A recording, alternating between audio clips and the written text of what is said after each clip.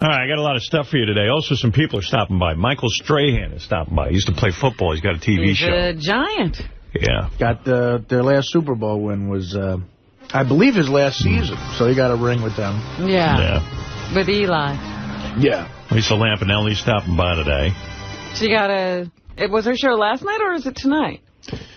Oh, I don't know. I don't know. Supposed to be on the show here was last night, but she's promoting a book. Promoting her book.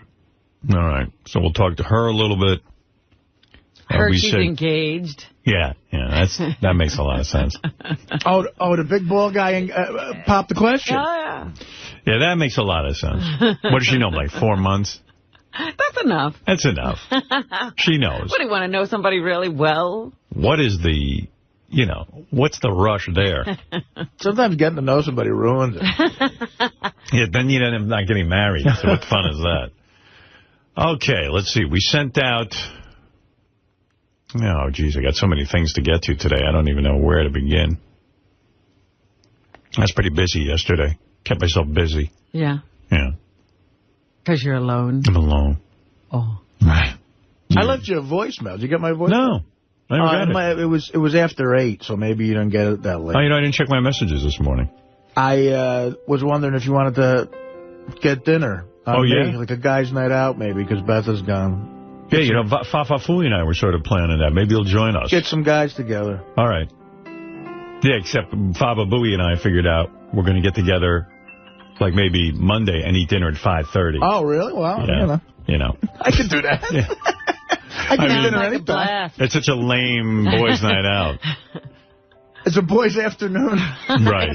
It's a boys' tea. Yeah, but all right. Yeah, we'll figure something out, right? Yeah, let me know. You got to do something. What's going on with your girlfriend?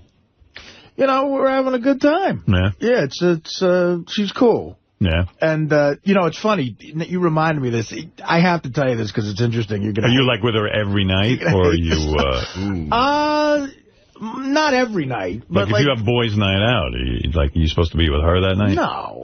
No, it's not. Oh, it's not like that. Okay. No, it's cool. She's casual. No, that's good. But she said to me, we were watching... it was 9/11, so they were showing clips of the 9/11 concert, and you were on there. Yeah. And she saw a picture of Beth and said how beautiful Beth was. Yeah. And and she says to me, she's 25 years old, so she goes, I can't believe Howard banged Anna Nicole Smith. What? Oh, I said, what? What are you talking about? He never banged Anna Nicole Smith. No, he just, that was all like in the papers. Howard Stern and Anna Nicole Smith. Oh, my God. Completely was under the impression that it was you. Ooh. You're kidding. Without question, thought it was you, the radio personality. Now, she was not a listener. And let me tell you something. I get tons of mail from people saying, you despicable motherfucker. Are you getting hate mail? I did for a while, not anymore. But for a while, it was like, how could you bang Anna Nicole Smith? And weren't you married? And oh, my God. She's younger. Did you go with it? I hope you went with it. No, That's another notch on my belt. I was so frazzled by it. I was like, what? You should have been like, yeah, he fucked her hard. Oh, yeah. Yeah. I watched it. Yeah, and then he killed her. Gave her drugs. And he fucking fucked her, killed her. So far. What's going on with that case? Is he on charges, Howard K. Stern? Yeah, he's, going through the court process. Yeah, that's right. It's taken a while. Yeah, well, they delay these things and delay these things. They're accusing him of killing her? They're accusing him of being a facilitator of the drugs. I see. Like maybe a manslaughter type of thing. I see. Yeah, I don't know. I don't buy that. Again, if the guy's name is on the prescription bottles, if, there are some allegations that he was feeding her the pill. Oh, really? Yeah, I don't know what I don't know. to think. I'm a big believer in personal responsibility. I don't care whose name's on the pill. Don't take them. And if you take them, it's your fucking problem. Yeah, but if you... again, the Michael Jackson thing. There's a fine line between when somebody is totally dependent on drugs and they don't know what to do anymore. And, the only way for them to get the drugs is through you. Yeah, you got a point on the Michael Jackson thing. I mean, that's pretty extreme when a doctor's giving you... anesthesia. Anesthesia. Go to sleep. That's insane. Like surgery every night. Yeah, that just can't be right. Yeah, maybe you're right. Responsible. Yeah, he can't even give himself that drug.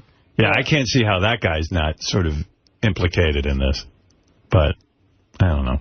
Anyway, yeah, I know what you mean. That's right. If a doctor is prescribing drugs to Anna Nicole Smith, at what point is he responsible? Because he knows what's going on. He's aware that they're taking 50 Percocet a day.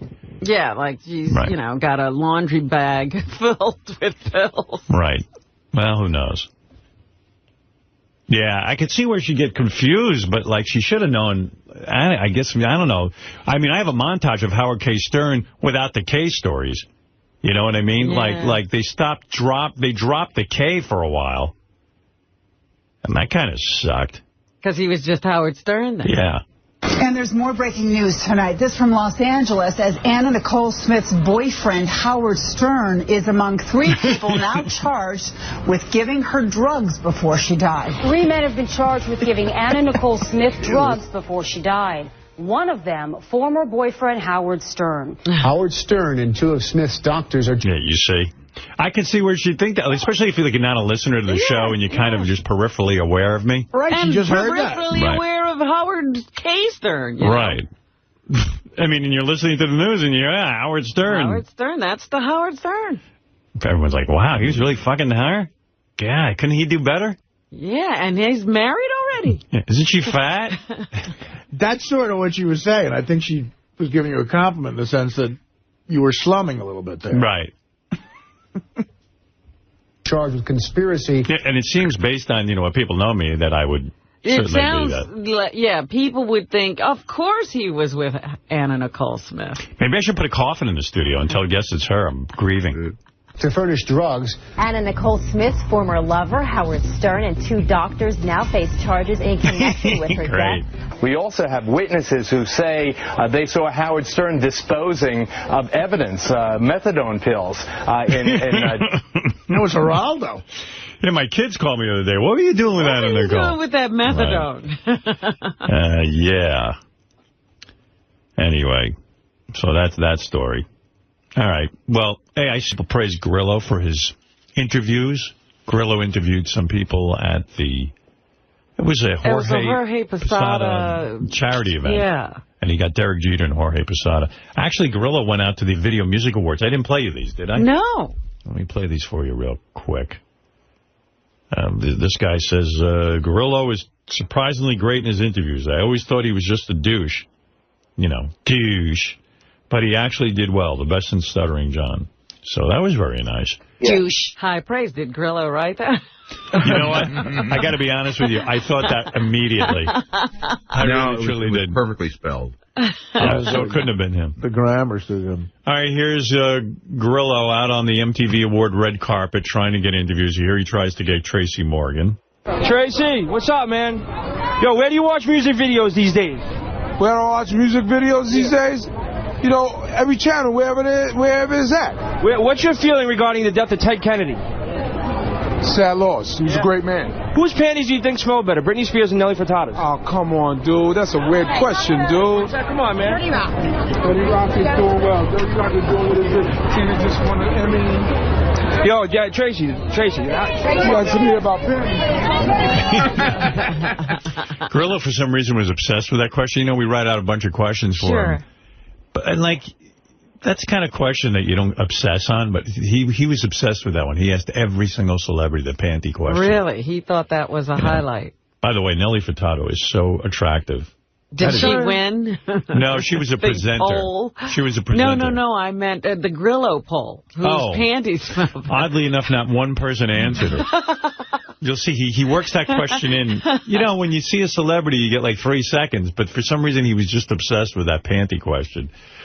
Here's Joe Perry with Grillo. The great Joe Perry, of course, of Aerosmith. Joe, can I ask you a question, Joe? I'm good friends with Mia Tyler. I'm really good friends with Mia. Can I ask you a question? That was no. He doesn't like friends of Mia. Yeah. What does he care? So yelling out. He's trying. No. He's trying. Here's a guy from a band called New Boys. Do you know New Boys? No, I don't. All right. Here's New Boys with Grillo. Well, what's your feeling regarding the death of Ted Kennedy? I don't know who that is. I'm sorry. Oh. Is it time for Chris Brown to be forgiven? Yes. Yeah, that's a homie. That's the homeboy. Yeah, shout out to Chris Brown. Forgive me. Describe Howard Stern in one word. Howard Stern. Look, he retired. Retired. In one word. Amazing. Beat it. You do a little freestyle of Howard? Look, because I'm doing it big. I rock skinnies like 5, and the ones who put it down is where the skinny ride. I made it out alive, because this go hard jerks, no confusion, but I'm going to go hard for my jerks. Oh, yeah, rocked it. What's that? The New Boys. Thanks a lot, guys. What does that mean, jerks?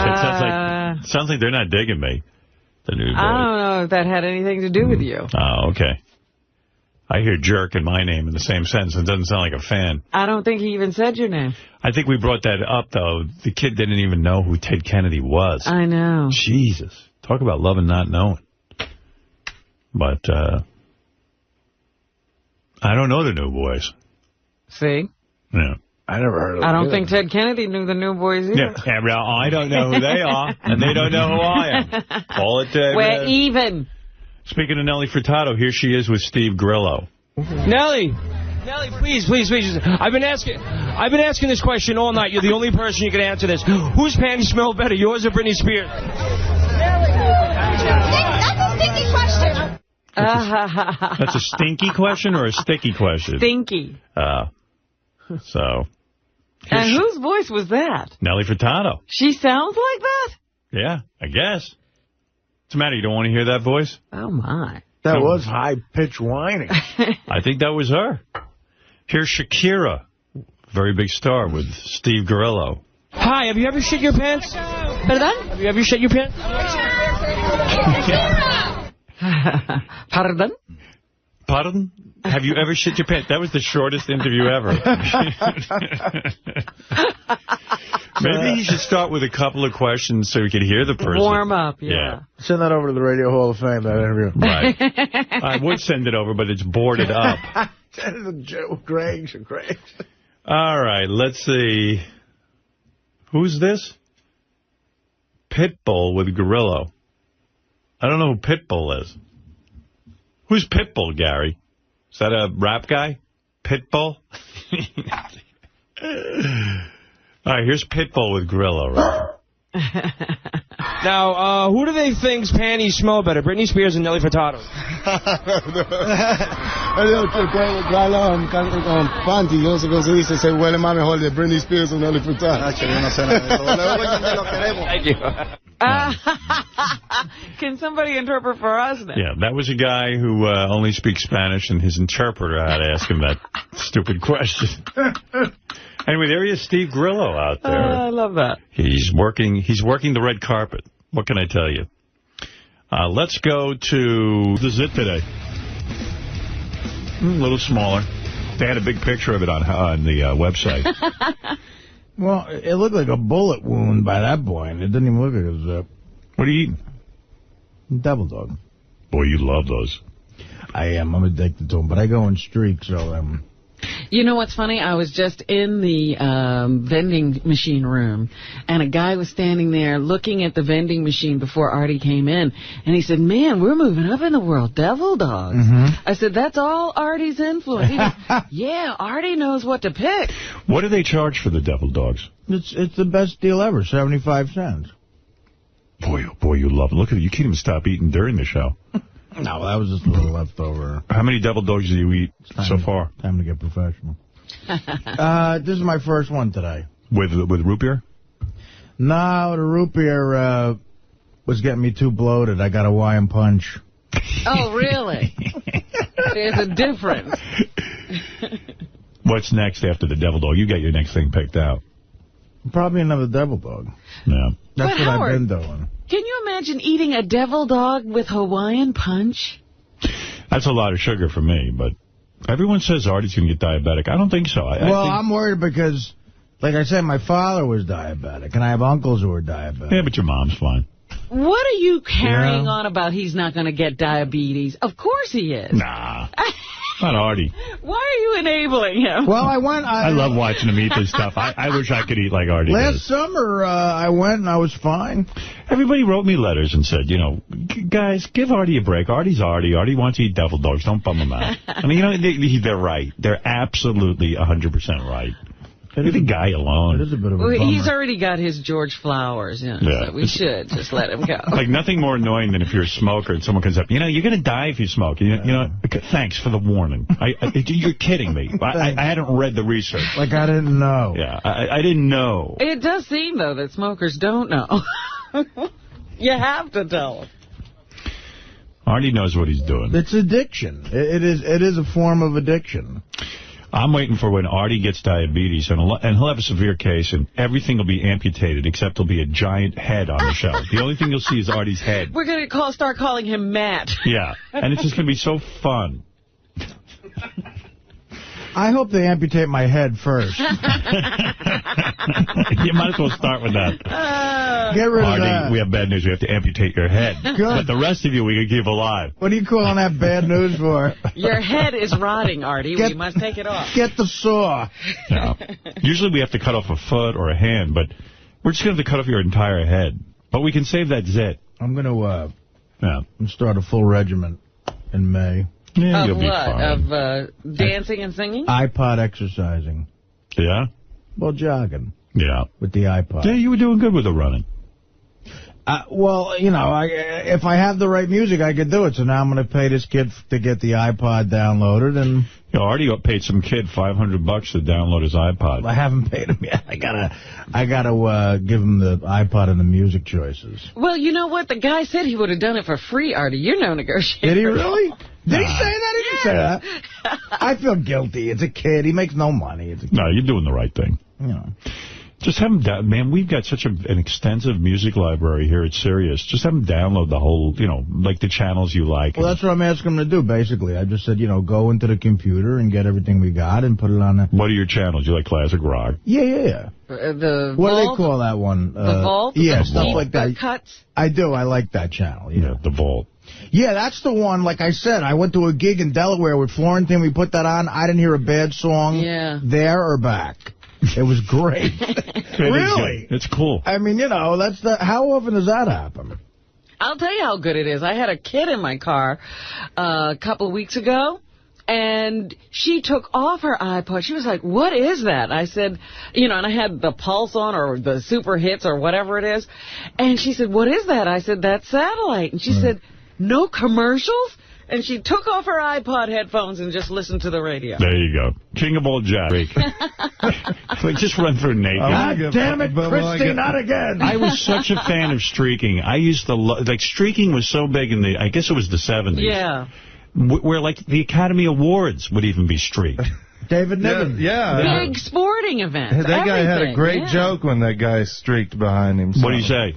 Said something about his shortcomings or something. I can't remember exactly, but it was a funny joke. Streaking was like the bomb, and then it just stopped. And it was happening on every college campus. It was great. I did it in high school. I streaked one time, but I jumped out of the back of a truck to streak, and I tripped on the side of the truck and scraped up my private area on a gravel road. You know who the last guy to streak was? Benji at the Playboy Mansion. He took all his clothes off, ran into the pool naked. It was the funniest goddamn thing ever. The problem now is doing it outside, you could get arrested for a sexual crime. Oh, really? Yeah, that's why it's so much harder. Are you allowed to streak in here? Yeah. We're not outside. Yeah. Right. I haven't said it's against the rules. In a lobby full of chicks? Will I get fired, though? I don't know. You might. I don't want to risk But would it be my better job. just to walk through and not streak? But, I mean, that's the point. I mean, what happened? We're so politically correct. You can't streak anymore? I mean, how fun would it be if Richard streaked?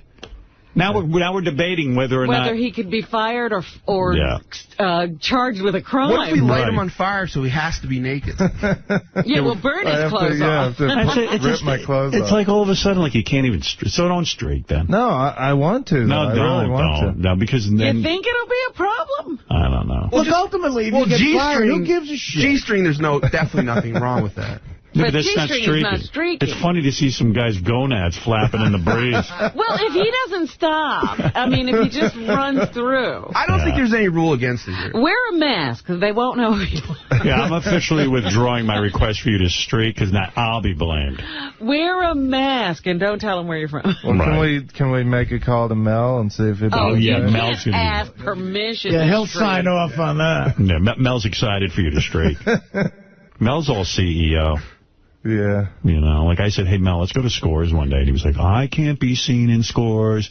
I'm the CEO of a company. And I'm like, okay, dude, have a great life.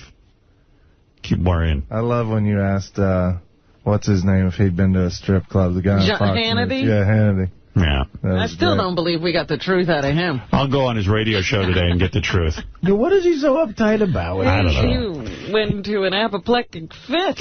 He's really playing up that religious right angle, you know? Right. Like he's a choir boy.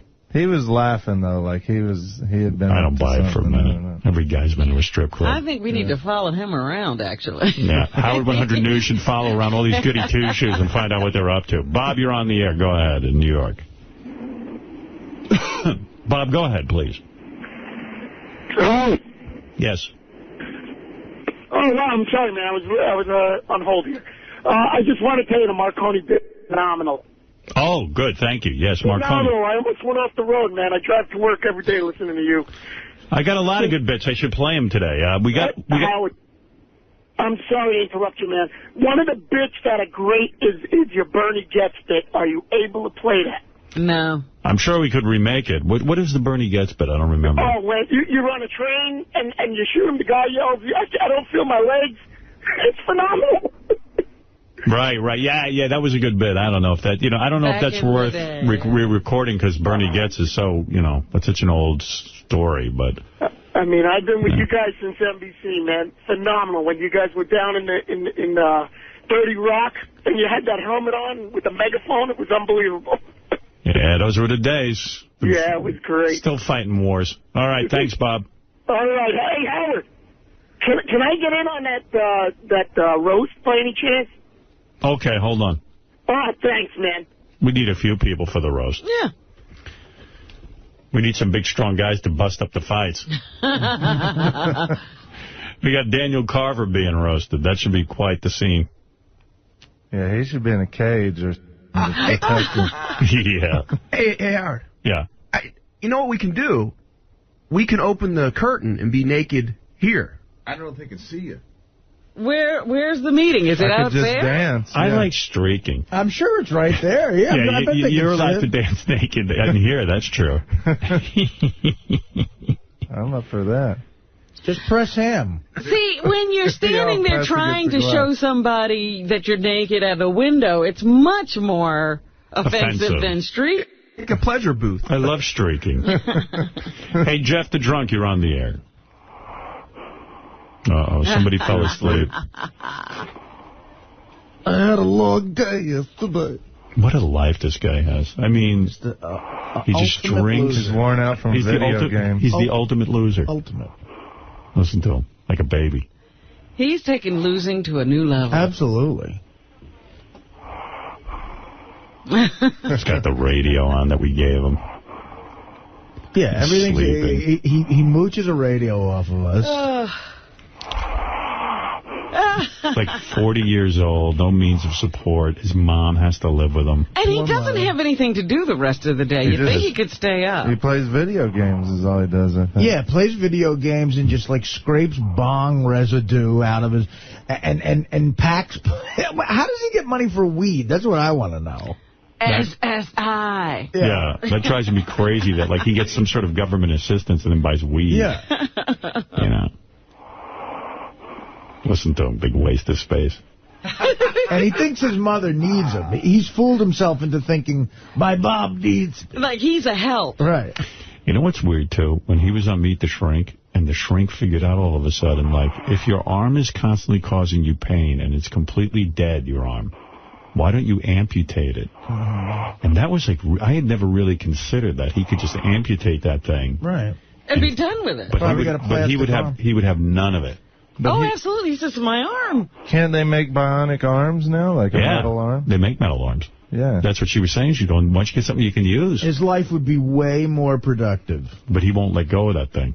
But in a way, I understand, like, what if they can find a way to regenerate tissue with stem cell research and stuff? They're not going to waste it on Jeff. You don't think they'll use it on him?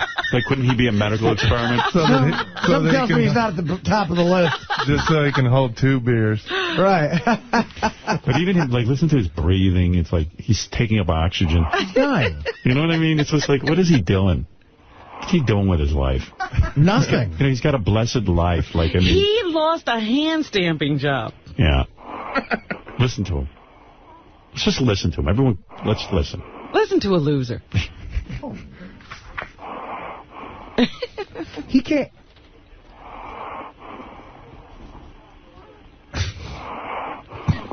Sounds great.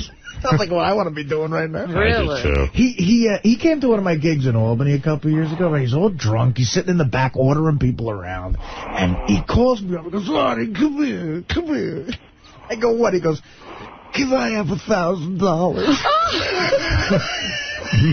Wow. I swear to God, I go, Jeff, what makes you think I would give you $1,000? He goes, but I just did it. But even when he breathes, it's like it's like he's even grubby about taking the oxygen out of the room. Listen to him. You don't want him to have it. Yeah. It's like, how dare you? There's other people who need oxygen. Yeah, don't breathe so deeply. Don't use so much oxygen. He grabs whatever he can get. There's no end to his neediness.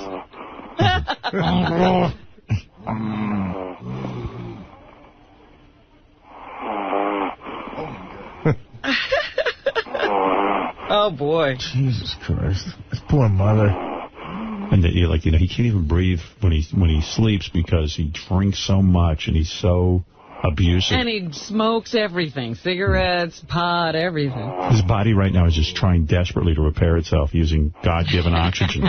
He probably passed out. His mother wakes up and says, maybe today's the day I can fit my head in the blender. I want to just hear him breathe.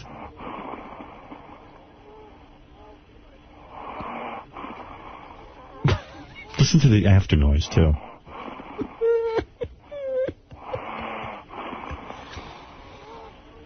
You hear that wheeze at the end? The wheeze, the little whistle. Listen.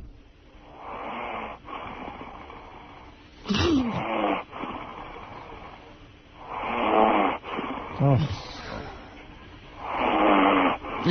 Remember the time he told us he tried to get a job at Starbucks? Yeah, what happened? Hi, I'm Jeff. I'll be your barista. Would you like a caramel macchiato, frappuccino, mappuccino? And what was the problem? He couldn't make the drink because of his one arm? Yeah. And he thought they were discriminating against him. He's wasted and like a big sweaty mess, and he thinks they're discriminating. He's entitled to a job. He'll slosh you hardly have any macchiato left by the time he hands it. And have you seen the kids who work at Starbucks? I mean, they're really nice-looking kids. Yeah. They try to make it like a hip-looking young. Yeah. I mean, they're trying hard. Who's going to come in if Jeff is behind the counter? I'll be your barista for today. Never mind. No. I wonder how much he wets the bed. Oh, boy. How much he craps the bed. It's a blister. I depantsed him last time he was here. That blister on his ass is like 6 inches wide. Wow. I know. It's called a bed sore. Yeah. Here comes Gary with an update of something, of some kind, some bulletin. You just reminded me. Yeah. You know, one of our employees had an accident in bed on Friday night with his girlfriend. He wet the bed, completely wet the bed. Who's that? This? Will. Will peed the bed? Yeah, he got drunk. He just moved in with a girl. Wait, I just heard Jeff. Wait, I think he's Hello? Hi, you're on the air. What's up? Hey, what's going on, Jeff? How you doing? All right, what can we do for you? That was a great show last night. Well, thank you. Did you stay up and watch it? I sure did. Yeah. What are you doing today? You busy today? What's that? I said, are you busy today? You probably got something to do. Not really. No, nothing, huh? We don't want to keep you on the phone. Yeah, I don't want to keep you, so. Hey, I got a question for Jeff. Do you get up and open a paper, look through the want ads for a job? Oh, please. Gary, come on. Hey, Jeff, tell the story about when you tried to become a barista at Starbucks. I never tried that. Yes, you did. I thought you wanted to be a Starbucks worker. Didn't. Artie says you did. You called us once and said you applied for a job. No, you guys made a story up like that. Bullshit. Bullshit. How could we make that up? God. What did he say, Artie? This was like a few years ago. We were at the old place. You called up and you said you tried to get a job. We were bugging you about jobs. And you said, I tried to get a job once at Starbucks. They wouldn't take me. He was probably lying. What was your day yesterday, Jeff? What did you do? I brought my mother to therapy. Do you ever think it would just be simpler if you left the house and then she wouldn't need to go to therapy? Yeah. How the fuck would you get there? She wouldn't need it. Is this the part where Jeff is convinced his mom needs him? Right. Yeah, oh, that's right. And he drives? Yeah. I would so not get in a car with him. Of course not. With the one arm. And do you have one of those special Jeff? Hello? Is he upset He with got us? pissed off at us. How many DUIs have you had? You crossed the line with him. They got a steering wheel. What line? Who would know? They got It's a mother thing, he gets pissed. Yeah, he doesn't like his mom. They get the steering wheel with a knob on it so you can, roll it around with one arm. That's fun. I have one of those. Get him back on the phone. How dare he hang up on us? Yeah. He has some nerve. Will urinated in bed on Friday night with his girlfriend in the bed. What a... You know what he was doing? He was celebrating. Real loaded. He was celebrating because Syracuse, who wasn't supposed to make the tournament, got to the Big East tournament. I was going to say, how nuts did you go? I was watching that game Saturday night when McNamara hit that 1-3 that put them ahead. I said, Will must be going out of his mind. Yeah, he's such a fan. Did you go to Syracuse College? Oh, you did? Yeah, no, why would I like him otherwise? I don't know.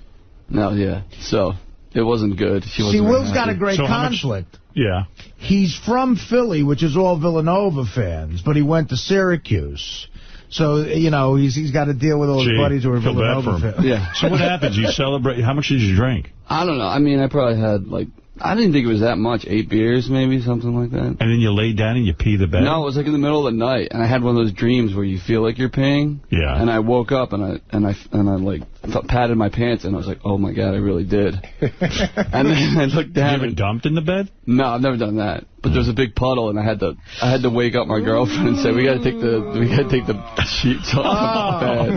Oh God. Yeah, it didn't. Jeez, I can't even imagine doing that. I mean, I've never done that before. I was scared. I was like, oh, my God, I hope I don't have a problem or something. But I think this could start something big. Oh, my goodness. It was just beer piss, so it didn't really smell or anything. So. Oh, really? Oh, that's good. Yeah.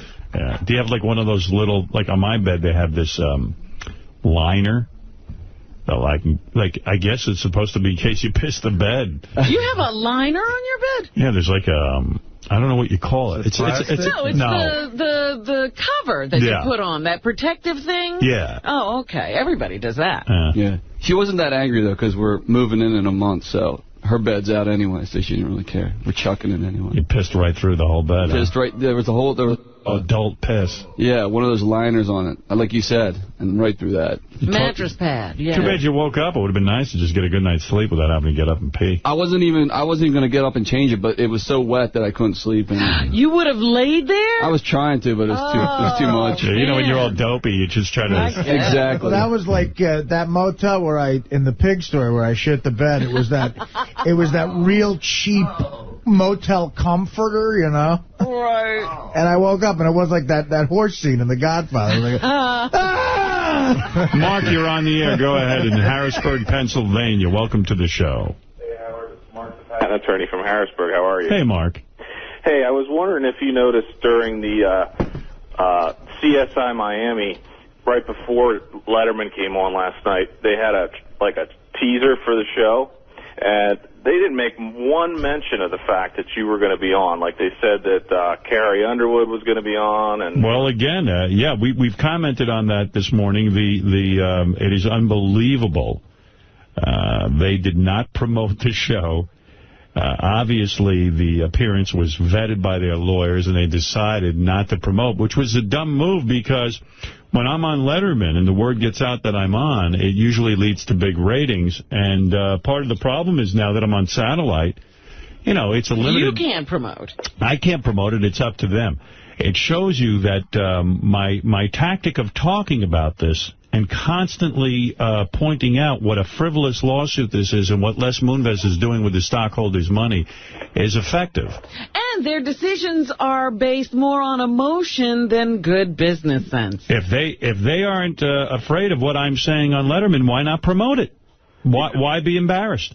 Exactly. I mean, it's ridiculous. Because I happen to be speaking the truth, and they can't stand it. And the only reason I was on Letterman, the only reason Leslie Moonves didn't kill that, is because Letterman operates independently, and he would have had a war on his hands with Letterman and me.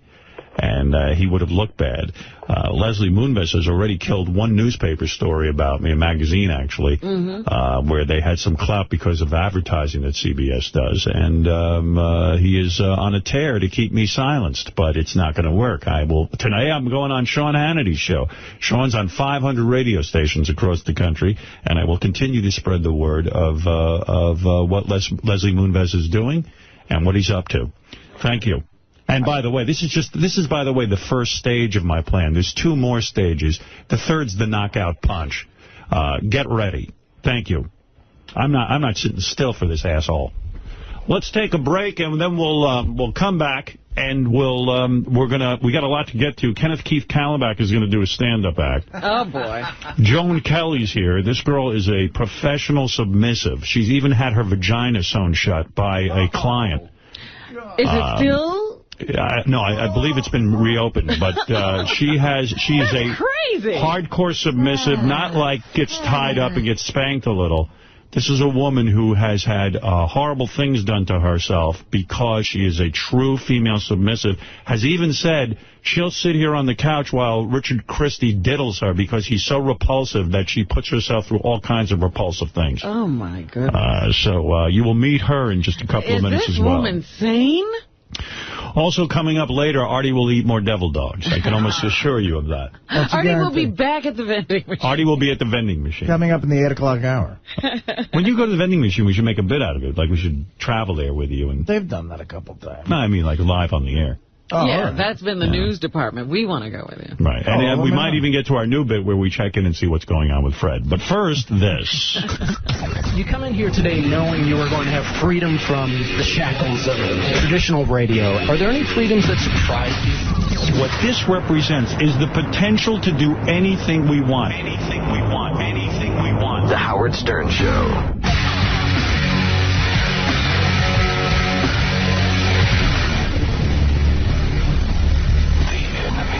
Is among us. The best thing you can do is tell a friend to join the revolution. Howard 100 and Howard 101. Want to be a disc jockey? Very much so. I've wanted to be a disc jockey since I was 7 years old. I thought you were an idiot. No, sir, I'm not an idiot. I would work very hard for this company if given the opportunity. You want to see me? You came late yesterday. You came late today. I don't need file. Fuck you. Good. Fuck you, you cunt! Fuck you 1,000%! Fuck you till your asshole is perfect. Don't be asshole! Let me make it. Okay, start tomorrow. You're listening to The Howard Stern Show. Corleone, Johnny's godfather. To the Italian people, that's a very religious statement. All right. We're not going to go through this. I think you're going to play a song there. I was just listening to that clip from my movie. It is the same crap over and over again. Just over and over and over again. That's unbelievable. Yeah, hey, Tom, what's happening, brother? Hey, how you doing? Is this Tom?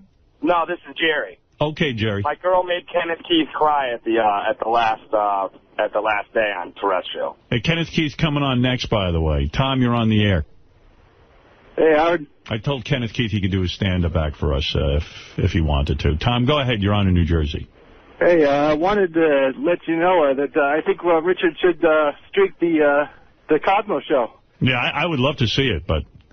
I think the fans would love it, and he should just do it just because it'll be great for the show. I try to listen to the Cosmo channel. I can't even find it. Let me see. Wait. Control-Alt-Delete. Then I got to do this password. I hit enter. And let me see if I can see Cosmo Channel. Then I got to try and find... I don't know. This is going to be a whole booting up situation, I can see. Look, system error, Windows. You know what I mean? It's just, it's maddening. How do you get to it, Gary? Do you know? I don't. HS router control, is that it? Try that. I just wanted to simply go there.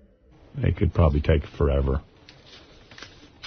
All right, it's not going to work. Make that big. That's the main menu. Make that bigger? Yeah. I can't. In the square. I can't make it bigger. Oh, there. Okay. Hey, is that it? Now, where's Cosmo? Hold on. I'm so computer bad. Like, it was obvious to Gary what I needed to do, and I'm... I know. You have trouble over there with scrolling and all kinds of things. I have all kinds of problems. The problem is they're in alphabetical order, except Cosmo isn't where it should be. It should be right after Coffee House or before Coffee House? What's that? Maybe I should like that. That's a channel, yeah. What is it? It's like a Meg Griffin channel where they have, like, funky, you know... It's sort of like that smooth rock, Sean Colvin, a lot of stuff. Point that out. Let me hear that. Coffee House. Yeah, I feel like I'm in a coffee house. Why should you be drinking coffee when you're listening to me? Because this music is asleep. Meg had a big concert here yesterday. Who was in it? I don't know. There were like 50 people outside in their seats, and I don't know what the woman's name was. They just kept telling me she's the Black Norah Jones from England. No. And she was singing. Sorry, I missed it.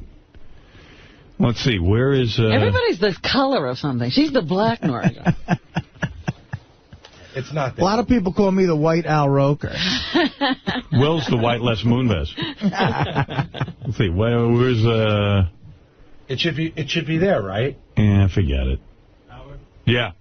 Ed, can I just say one more thing? Wait, what is this? I don't think your screen has been updated yet with the new channels. Okay. So we're gonna put it up on your board in a minute. It's not worth it. Nothing ever works. I just walked outside to use the bathroom. No, there's already a bevy of hot broads out there. Let's see. Open my curtain. Let's setting up. First time we've opened the curtain, ladies and gentlemen. No, they want to see hot broads. Cosmo Channel's got to have hot chicks. I tried to steal a scone. Oh, they got food. So go get one. Why can't you have a scone? I don't know. They gave me a look. Oh, there they are. I don't see anything. It's a very small window. I'm shocked. They're waving. What? Hey, come on over. Just right here. You don't have to. She's coming in. That's a dude. I told her to come to the window, and she's coming in. Oh. Hey, come here, wave. Come say hello. Tell her the moon. Yeah, look, you got to see. There's just like all classy looking chicks walking. It's a dude. No, just tell her to come over here. That's a nice looking blonde. Yeah.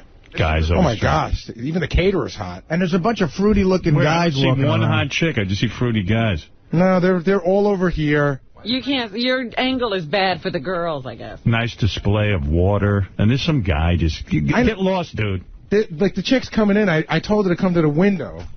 Oh, there's a hot chick. Hey, come on over. Come over and say hello. Come here. They're all hot. Come here. Just come here.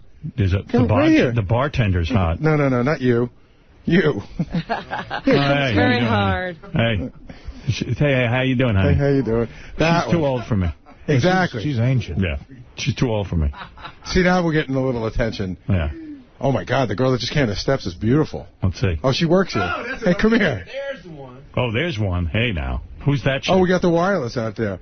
Hey, come here. Stand over here. This girl works here. She's cute. There you go. Hey, who are you? Hi. Come sit here. Talk to Howard. Let's see your ass. What are you doing here? Hello? What do you do here? Myself. What do you do here? Hello? You hear Howard? I can't hear him. Hey, what do you do here? Can't hear us. The headphones aren't working. Okay, no, I got it. What do you do here? Hi, Howard. Hi. I'm the new night show on Cosmo Radio. Yeah, you're pretty hot. What's that show called? It's called Go to Bed with Cosmo. Ah. You know what she did here last week? I'm Mark Hellman's assistant currently. She's the assistant to, like, the chief engineer. It's really weird how here at Satellite, they just give shows to anybody who works here. Right. Yeah. Well, you know who was up for the morning show? Who? Seriously, I don't think it happened. The receptionist. Yeah, Nicole. It's unbelievable. I thought I had heard she was trying out for a job. I've actually done stuff on the air. It's not a total crapshoot. Yeah, but bullshit. What have you done? I've been on Maxim, and I've been on Shade 45, and I've done news and all kinds of stuff. Have you ever been in commercial radio where you actually carried a show and got ratings? No. I'm not like you, Howard. No, it's okay. You got a killer body. Thanks. Yeah, what do you talk about on Cosmo? Sex? Sex and dating and relationships. What do you know about sex? I know a lot about sex. Why are you a sex expert? I'm not a sex expert. We have experts to come on and talk with us, and so have you ever been to an orgy? No. Have you ever double-teamed a guy? No. Will you be going out to try out these things? Possibly. Have you ever gotten on with a girl? You know. Yeah, we're kind of PG over in Cosmo Land. Oh, yeah? So, yeah. I think she used to model. She told me at the Christmas party she used to be a model. Yeah, I did. No, you didn't. You're not hot enough to model. I can tell. Where'd you model? Here in New York. No, you didn't. Okay. Who'd you model for? B1G. What's B1G? It's an agency. What campaign? What campaign were you in? I did Shiseido. What's Shiseido? It's a makeup line. I don't believe you. We'll bring in a magazine ad with you in it. Okay. You were really a model. I wouldn't make that up. Seriously, I was signed. I would not make that up. You want to come in here and get in a bathing suit? Not right now. I can't. I've got other things to do. We'll promote your show. Come back tomorrow. We'll promote your show at night. Yeah. I have a co-host, so Patrick. Oh, we don't care about him. You don't care about him? Yeah. When you were a model, were you a hand model? Yes, Howard. No, actually, I was a foot model. No, did they use your whole body and face in the ad? Yes. And it was only one ad you got, or you did many ads? No, I did a couple different things. You did? I did runway and stuff. I did live stuff more than print. Yeah. Hey, man, you are hot. You don't have to be as pretty to do runway. Really? Come on in. I'll tell you about when I played shooting guard for the Pistons. Thanks, Artie. Hey, who's that blonde behind you walking around in a little dress? Man, it's just a whole room of hot chicks. There's like a hot... Hey, who's that chick over there right to... Serena? Yeah, bring Serena over. Serena's running the channel. She also works here. She's my boss. This is my PD. Oh, man. Hey, bring me a scone. Serena's cute. Howard wants to go work for the Cosmo channel. Hey, nice belly shirt. Cute. Hey, you're cute. Are you listening to the show? Yeah, we're listening to you. Thanks, Howard.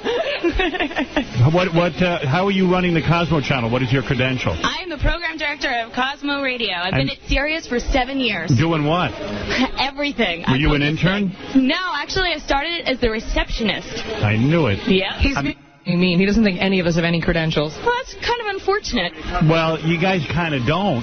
I mean, no offense. You've never worked in commercial radio. You've never really run any kind of radio thing. Well, then it's going to be an interesting ride. Seriously, besides being a receptionist, what have you done? I worked in the talk programming department for the last 6 years. I launched all of our partner stations here at Sirius.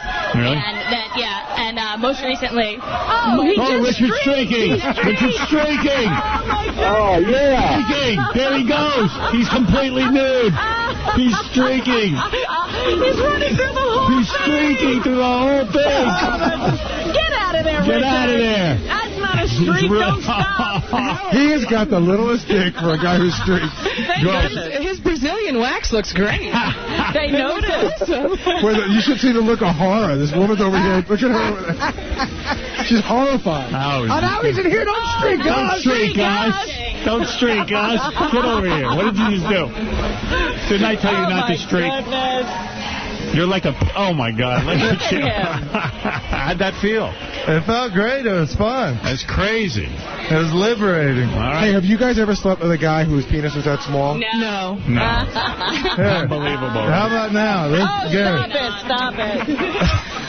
Richie, you're the man. I'm going to have to shut the curtain. All right, thank you very much, girls. Thank you. Good luck with the channel. I welcome you. I like that. Anything that brings subscriptions. That was so funny, Richard streaking. Wow. Jesus Christ. You tore ass, dude. Yeah, I was moving. I'm proud of you. You didn't say no. I told him not to do it, though. He defied me. You did? Yeah, I said don't do it because I get blamed. Yeah, but you brought me in here to suggest it, though. All right, get out of here. You're getting erect. What do you mean you get blamed? You're getting aroused. Are you getting erect? Get the fuck out of here. Oh, my God. Well, I'm next to Robin's booth. Get away. Go away. Stare at Robin. I want to see if you get aroused. Please. He's got bumps all down there. Have you seen he's got bumps? Oh, what, dude? Get the fuck out of here. What are you doing? Get out. Get out. Bastard. Robin, stupido. Get a lawyer. Yeah, sue him. He's vile. I may get a lawyer. He's got pimples down there. I know, he's gross. Bigger than his... All right, Tom. Well, I guess he did it. Oh, that's awesome. All right. That's awesome. All right, I'll talk to you later. Later. Bye. Richard streaked. Boy, there's a lot of good-looking girls out there. Yeah. Wow. Yeah, you know. Is there going to be music on that channel or is it talk? I don't know. I know they were, the morning show was bragging about how Nick Lachey is going to be around today, how cute he is. He was on Maxim Router yesterday, B has the Cosmo channel. Oh, they should launch a channel called X-Receptionist. That's what it sounds like. The X-Receptionist channel. We'll literally throw an enormous party with, like, celebrities and everything. Yeah, it's like my Super Sweet 16 for a lip gloss. Yeah, it really is. It's so funny. It's like living in an alternate universe. It's like, the launch of a new concealer is the most important thing. I think you got to be a chick to dig this. I think so. A young chick. Andrea, you want to tell us a little bit about Ted Gibson? Yeah, we love Ted Gibson at Cosmo. He is a main master. He is in charge of Angelina Jolie's gorgeous hair. Oh, I love her hair. I know. Oh, we my all goodness. love her. Everything. Yeah. Oh, my God. So recently he launched a new kind of shampoo and conditioner line that's just awesome. And he had all the beauty editors at his salon. And he was gossiping to us.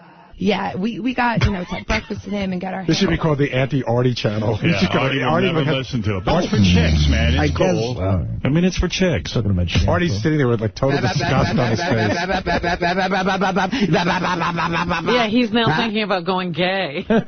Anybody care that Jeff the Drunk is mad at us for making fun of him? Fuck him. What else you want, Jeff? Hello? What the fuck? What was the question? Ask it right away. Yeah, what was it that pissed you off? The question is, do you really think that your mother needs you? Yeah. So what are you so mad about? Just answer the question. Well, what the fuck are you guys picking on me for? I think Howard was saying, do you think your mother would need therapy if you weren't in her life? There's something really funny going on outside. I do. What? Sal just stole Richard's clothes, so he can't put his clothes on. He's walking around nude. He's just naked. Is there a camera on that? I was wondering how Sal was going to inject himself into the Richard streaking. Yeah. But Yeah. Wow. I think anybody streaked since the 70s. I struck. You struck. Exactly. You certainly have. struck. Where'd you do that? In his In California. Yeah, I think he struck his mother. Do you remember? I streaked. Do you remember that song, The Streak, was like #1, like how big it was for Ray a second? Stevens. Who did that, Ray Stevens? Yeah. Ray Stevens.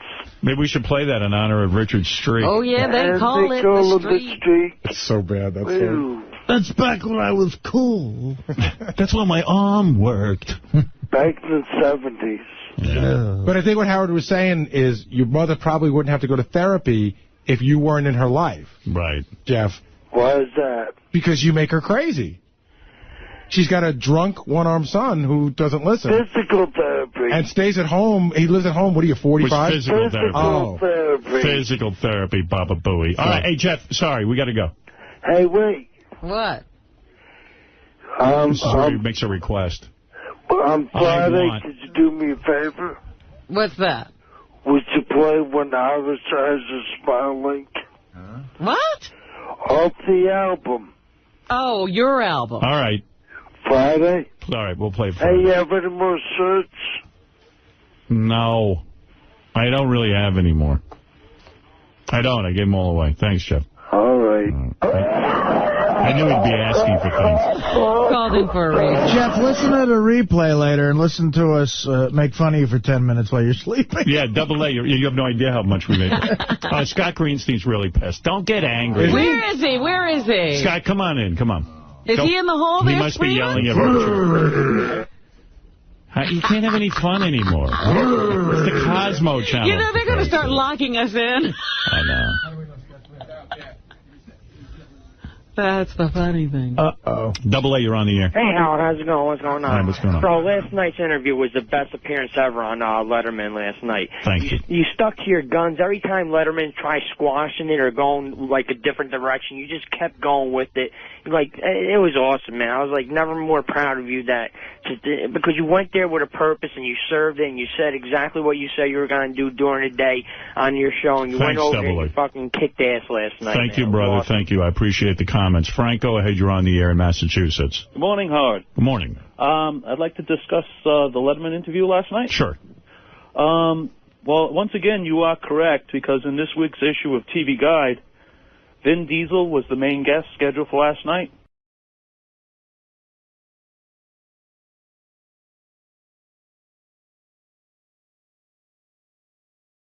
Robin's race. Robin was in the Toyota Long Beach Grand Prix, which is a celebrity event. Well, the celebrity part of it. It was a huge event. I mean, it goes for 3 days. There's all kinds of races. Some guy, an anonymous guy, and I don't know who the hell he is. He's just an emailer. He says he was there. He saw the whole thing. And he wrote me. This is the first thing I got to read. Okay. And then Ganji sent me some notes, too.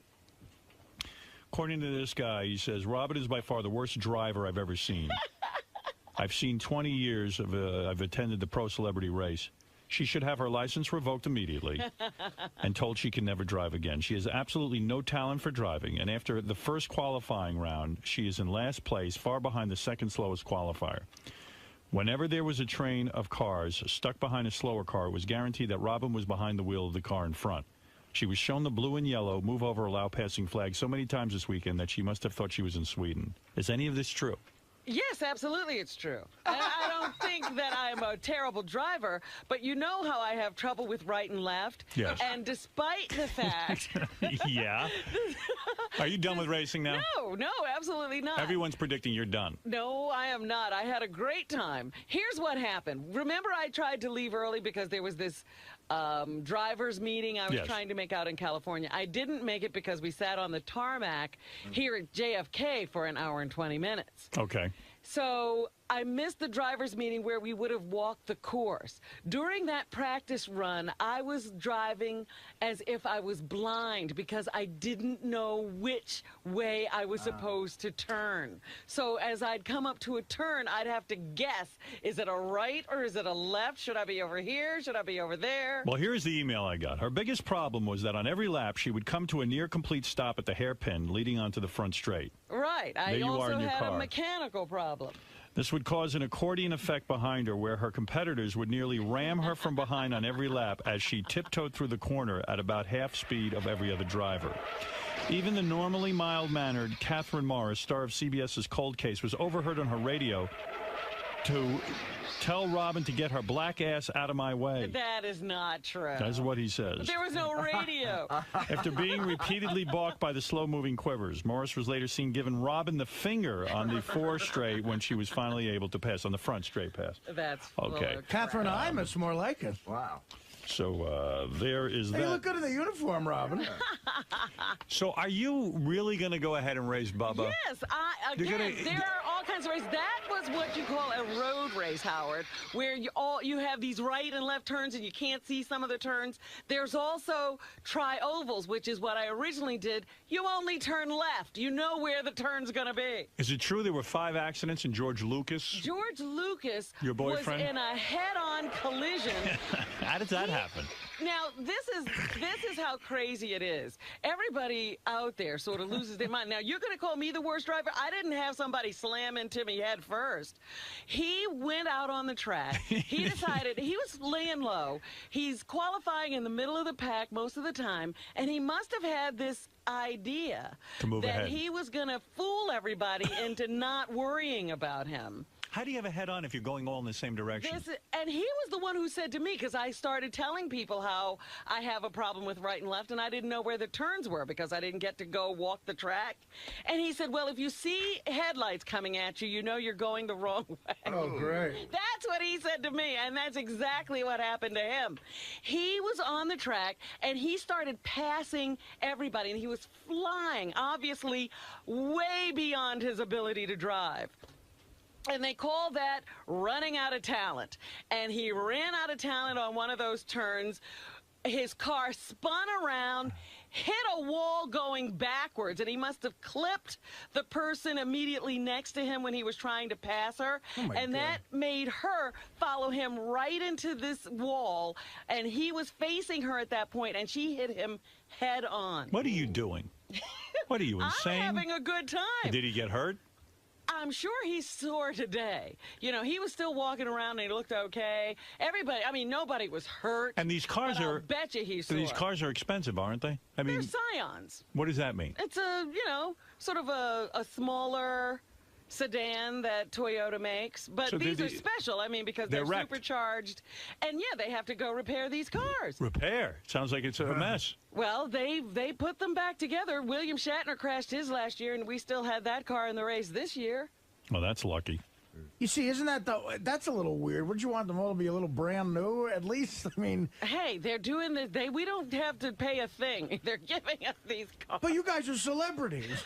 Well, I'll tell you what. So, yeah, there were about... I think you're insane. 3 crashes. I think you lost your mind. I don't know what you're doing out there. Yeah, stop doing it. You're going to get hurt. Oh, no, it's too much fun. Wow. So you're saying you're going to go ahead and play Bubba in a race? I am going to continue my training. I never said I could race. I said I could drive. Racing is a different thing. It's a whole thing. Somebody sees me in a race one time, everybody's first race looks like that. All right. Robin's saying that she has to train in the public eye, and that's not easy. Yeah. She claims that she will race Bubba. You heard it here first, and I understand. I wish somebody would set up a date for this thing. So you were last? No, because the people crashed. I passed all of them. So you were last. Me. You were last in the people who didn't crash. You have to finish the race. Did you finish? Well, we had to finish under the yellow flag. I was still driving. No, George Lucas or Kendra or Anna Marie were last. But they crashed. They couldn't finish the race. So were you last? You can win a race that way. Let me ask you something. Some guy, let me tell you something. Were you last among the people who finished? No, I was not last among the people who finished because everybody finishes if they start. Here's how somebody won one year.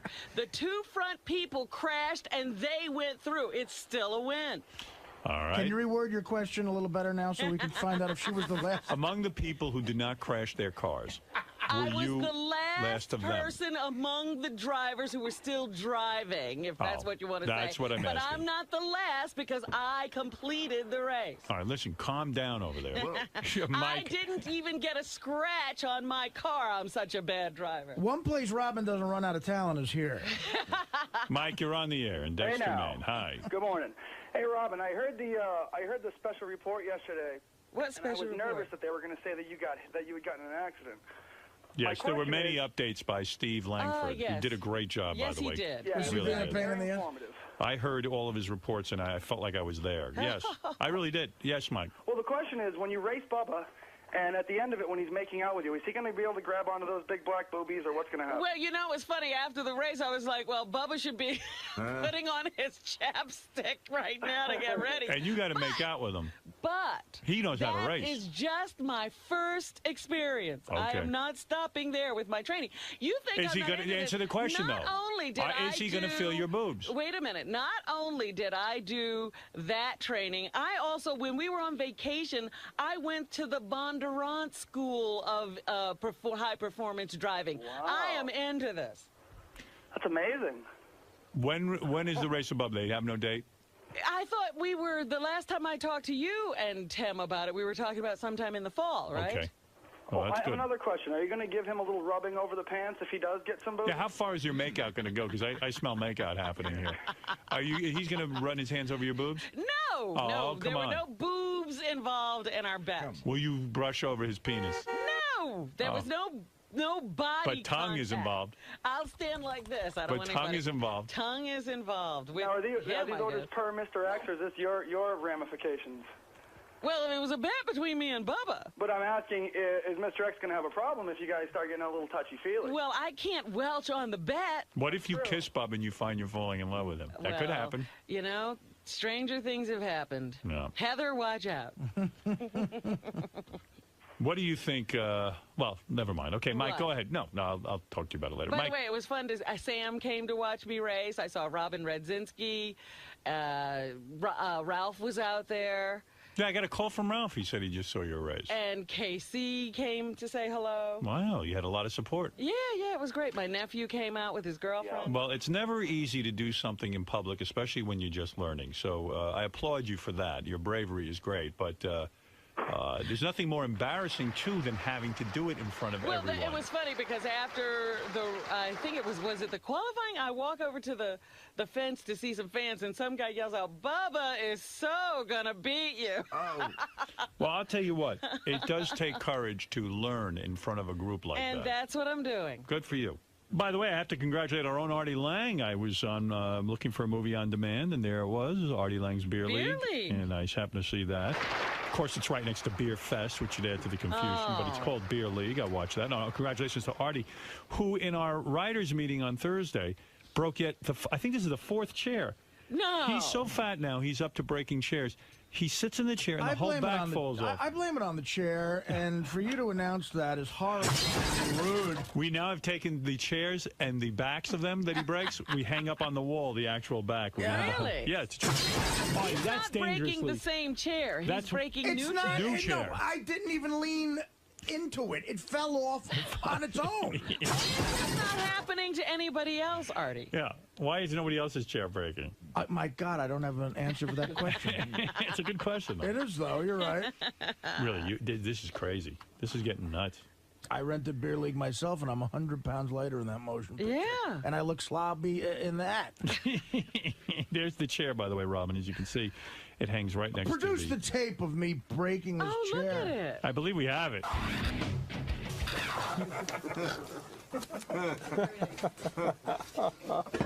Dude, that's a second. Break another chair? That's a third. Third chair. Jesus. Wait, I don't want to give him a floor because it's going to fall. Watch your hand. Don't do that. It's the back way one. Whoa. I got it. Start charging. I think one of them's over there. Third. That poor chair. He's breaking the chair. Tim, tell Look at Scott's accounting. I'll pay for this. You can't get out of that thing. He's wedged in the handles. The third stuck. That looks like the thing they put on. That looks like. I want this mounted on the wall like deer. You know what that looks like? It looks like the rib they put on Fred Flintstone's car that made it turn over. You gotta hang that up. Breaking chairs. He's a trophy. Well, you metal. Turn around, all right? Already turn around for the. Show him your back wedged in there. Artie, you look good at that way. We're going to save each chair that Artie breaks. We're going to have a collection of broken chairs. That's right. All right, thank you. Hey, I'm David Arquette. I'm here to talk about my film, The Tripper. It comes out on 4/20. Interesting. You like it? Yeah. 4/20. It's about a group of drugged-out hippies that go to an outdoor music festival, get attacked by a killer who's obsessed with Ronald Reagan. That's pretty cool. Yeah, it's nuts. It's fun. So if they get wasted, have a great time kind of film. Cool. Last time Howard was making you open up about, gossip and all that. I hope he doesn't again. Keep things professional this time. Yeah, well, I mean, I got in serious trouble. So we're looking to avoid that this time. Yeah, I'm going to avoid it this time. All right, cool. Good luck in there, David. Thank you. Did you get laid this weekend, Artie? Where's David? Bring him in. I'm sure he'll want to hear about this. Is that you? When it's suit and tie? What's going on? Look at this. He's a businessman. You look good, man. You must have a business or something. Must be doing sales. What is he doing wearing seersucker? Thank you. You just handed me David Arquette's The Tripper. You have your own comic book. Look at you. How do you get your own comic book? What are you doing? What's going on over there? What the hell's going on over here, Howard? Man? How you doing, David? I'm great. How are you? Great to see you. Artie. What's up, man? Where'd you get that suit? I like it. Hello. You look handsome. Etro. You look good, man. What are you, working out or something? Thanks, buddy. What are you doing? I'm trying to stay in shape. I've been running around the world. Not the world, but the country. You got a new hairdo? Your hair is greased up in that high style, like a butcher's wax? Like a spiky kind of thing? Yeah, how do you spike your hair like that? How'd you do that? What do you put in there, gel? Product. Yeah. Product. Yeah. What kind of product do you use for that kind of hairdo? I don't know exactly. Did somebody do that for you? No. You did that yourself? Yes, You woke up this morning and gelled up your hair like that? I know, it's gay. No, you look good. I see you even got like a beard now, but it's trimmed. It's a lot of grooming going on with you. Yeah, a lot of thought went into this look. Yeah, a lot of thought goes into my looks, despite what most people think. I get GQ magazine. Yeah. And they show guys with a beard, very much like the one you have, where it's trimmed, neatly. But not so overly trim that you think about it. And I see with the hair gel there, you got the GQ look. What the fuck are we talking about? Talking about your new look. You too. You got a haircut, Howard. Looking like what are you doing? I have a pompadour. What are you kidding me? How are you? I'm great. I'm fantastic. Thank you. Any bigger? He's got a wedding ring on. Yeah. That is so large you can't miss it. Yeah. You're it's really like Lord of the Rings. Well, if you get Courtney Cox, I guess you wear a big band. You're goddamn right you do. You know what happened? She actually gave me a ring for my birthday or something that was out of this gold, but it was like 3 times the size, and it was like wrapped around. And I was like, honey, it's beautiful, but it's too big. She's a major So then score. we melted it down and made 3 rings out of it. Yeah. You hit the jackpot with her. You really did. I mean, you know, you're not only wealthy, successful, but beautiful. Thank you, Howard. To bed her, I would marry her. I'm a lucky man. Yeah. You would marry her. You don't even know her. No. You're saying you would marry her. I would have married her. The time David married her, I would have married her. I mean, I don't even need to know her. She's got enough positive things going. She doesn't need to be a nice person. Even if or she have was a an good asshole, personality. there's enough good there. She's incredible. You dated her for how long before you got married? We dated for like 3 years or something. How we were long do you engaged for a year solid before. How long do you have to wait before she makes it clear to you that she's romantically interested? Do you kisses you and stuff? Do you have to wait a long time? We didn't wait all that long. Really? Was this an on-set romance? Yeah, during Scream. Oh, during Scream. Yeah. Son of a bitch. That's the key. You got to get in a movie to get these high-level A-list actresses. Yeah. You do. So what you're saying is if you have your eye on somebody, get a movie with her. Get in a movie, yeah. That turns them on. There's something so amazing about being on set. You know what I mean? And you're coddled and people look up to you and suddenly you're doing scenes together and she says, hey, he's a nice-looking guy. But she's a pretty big star. She's probably got the front trailer. Yeah. You know, and that whole thing. How do you make the move? Because you're further back in the line. Right. Yeah, how did You're all equal on this set. There's no small parts. Really? Yeah. Does she have any negatives? Is she abusive? Does she hit you? Is there anything that annoys you?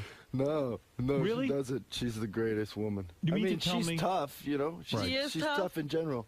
Yeah, she's like a businesswoman. I mean, she's you know, and she doesn't take any shit. She's a straight shooter. Like she's the most honest person I've ever known. So she'll say to you, "Hey, David, you're fucking up here. What are you doing?" And then she'll straighten you out. What am I doing?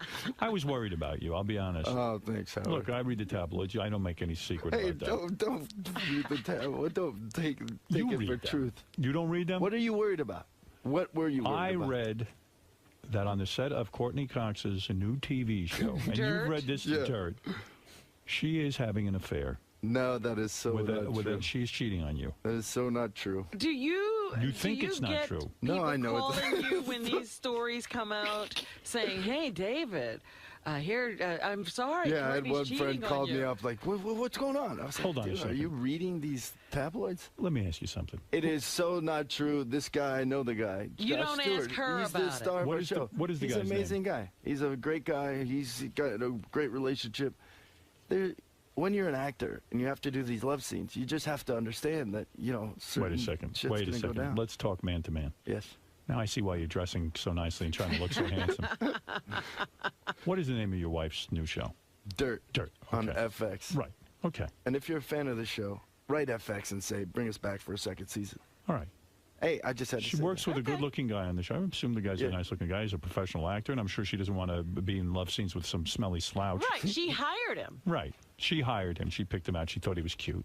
We all hired him. You know as well as I do, as somebody who met someone on set, you know the aphrodisiac that being on set can be. This is how you ended up with your wife. Yeah. Now, the tabloid, I am sure, if there was no truth to this, would be sued by Courtney Cox Arquette. No, we had never really sued the tabloids for Wait a anything, second. and they've said a ton of lies. Listen, I'm telling you the truth here. I mean, how do you know it's true? Have you ever had her followed? Our relationship is entirely based on trust and Bullshit. honesty. No, so it was is. mine. I'm divorced. I know, Howard. I'm telling you, every relationship is based on trust until you meet somebody new. Usually you're the last to know. This is the problem. No. What are you I'll tell you why I believe it. I'll tell you why. This is ridiculous. Why is it I'm ridiculous? out of here. here, No, you're not. This is bullshit. Just because you ran around. I didn't run around. Hey, listen. When it ended with you, Howard, when it ended, I was depressed.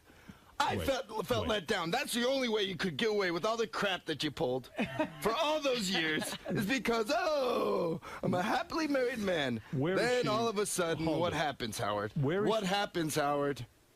Maybe one too many strippers come through here. Somebody started, maybe Howard, the rock star, was I know how it works, Howard. Where is she right now, Courtney Cox Arquette? She's in bed with her co-star. But I understand that. No. When you get a report like that, even though it's a tabloid, and I know you pretend that these things can't be true, because everything I've ever read in tabloids kind of comes true after a while. Yeah.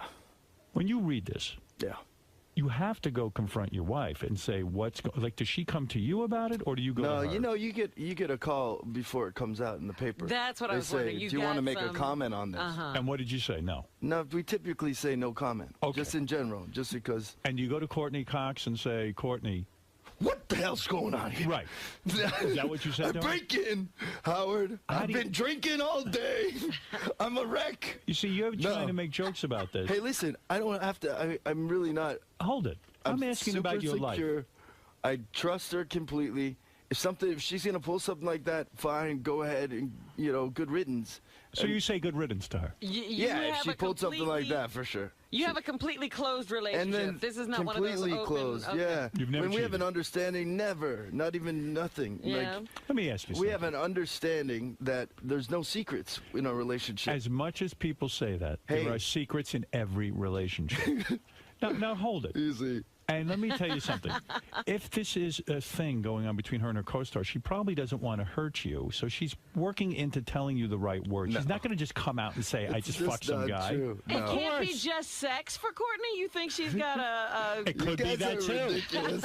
You're ridiculous. But that's not ridiculous. You're being naive. 60% of the marriages falter, and especially in Hollywood. Is that what happened to yours, Howard? No. Is that why it went bad? No. Now, hold it a second. Howard. So you get the call from the tabloids. Yeah. Let me follow this. So at some part of your mind, you go, hey, I got to bring this up to Courtney. Do you call her, or do you sit her down in person and say, Courtney, I just received a call asking me to comment on an affair you're having. How does this work? What happened in this instance? Don't act confused. You know what happened. Well, we know that they write stuff about everything. I mean, there's a thing out there right now about me. Flirting with some girls. What does it say about you? You were flirting with some girls? I was not flirting with any girls. What girls were you flirting with? There was some... There were some nappy hoes that were out there. There were some nappy hoes that were out there. So you like nappy hoes? No, I do not like these nappy hoes. And they were taking pictures of me, right? All right. And one of them kind of tried to hug me. I was like, hey, no, don't hug me, because I have a wife and I don't want her to see a picture and think I'm being disrespectful. I've had stuff written about me. On page 6, they wrote that I bought a stripper a car, and I got kids and stuff. And I said, this is totally false. So instruct me. How do you? What kind of car did you buy her, Howard? I said, come on, Howard. They had a print. You can say it now. It's over. No, the marriage is over. You can admit the stripper car now. No. Come on, Howard. I'm telling you, it never happened. So I said, produce the stripper. Happened. No, it never and I will give them $1 million. And no one ever came forward. So let me ask you something. Yeah. So, okay, let's say this isn't true. All right, we don't know for real, but okay. Well, wait a minute. I'm completely... I mean, I'm not. I didn't even doubt it for a second. It's but not. Does she I know call the guy. You? I know her. I'm on the set. But I mean, I'm not on the set when the sex scenes But maybe she called him. Maybe she got the information first. Well, they're friends. I mean, it's not like No. I'm saying when the tabloid was coming out with the story. No, they called her. They called her. So then she has to call you and say, David, there's going to be this story. Yeah. I'm going to suggest to you that this really happened and that they're covering it up. I'm going to suggest it to you that it's very possible, because I don't think they print this kind of stuff because they're worried about lawsuits. Are you trying to make me cry? You should sue. Sit down. Wow. Hey, how are you? I'm doing all right. I say they planted the story. You think David and Finally, you're getting in here, Artie. Someone who knows about cheating and is a professional. I say no. He is. I say that David and Courtney planted it as publicity for dirt. Hey, there you go. Nice call. Good call. That's some good stuff. Do you plant stories? Have you ever done that? No, but I actually, I admit saying that I tried to set up like a fake tabloid story right when Dirt was coming out. Right. Like that I've, been kicked out and then I'm living with somebody. And then I was going to have Courtney then move in with the girl and then they both kicked me out. It was going to be like the scaleless thing. Well, that's but no, is. our That's publicist said you can't do that because then you ruin your credibility and then people actually feel taken advantage of. I understand that. Well, listen, I hope it's not true. And it's definitely not. Does it put any, like when you go to the set now and visit Courtney and her co-star, does it does it put any sort of weirdness in the room? They can put that in there. I break right in. I break like, what's going on in here? No, you're trying to be funny, but you know that it still can feel weird. When you see this guy, do you look at him strange and go, No, not at all. He's a great guy. He's a great guy. It sets up a weirdness, No, not really. I mean, you just have to understand that there's uncomfortable things about this acting profession, and is it horrible for you both ways. when your wife makes out with a guy on camera? Yeah, that part's not great. I don't like it. Does she spend time with him alone? Do they ever go to dinners or running lines? Once in a while they do, yeah. No problem with that? No problem. Oh, look at you, so sophisticated. Hey, let me tell you something. Wake up and smell the coffee, pal. Oh, hey. She goes to dinner with the guy? Hey, Howard. You know what, Howard? I don't mean to cast aspersions, but Eddie Fisher went to the set of Cleopatra when Richard Burton and Elizabeth Taylor were carrying on. Right. And of course she said everything was fine. Of course. Well, of course Courtney Cox is going to say that until she gets a hold of the legal things. I hope it's not true. I do too, Howard. I don't know what. Why doesn't your wife invite you to go to dinner with him? This whole interview is just getting Now, why doesn't your wife invite you to go to dinner with her co-star? Why doesn't she, Howard? Why doesn't she? Did you ever ask yourself that? Why am I not invited? What are you guys doing there alone? Where are you? Where are you? Where are you?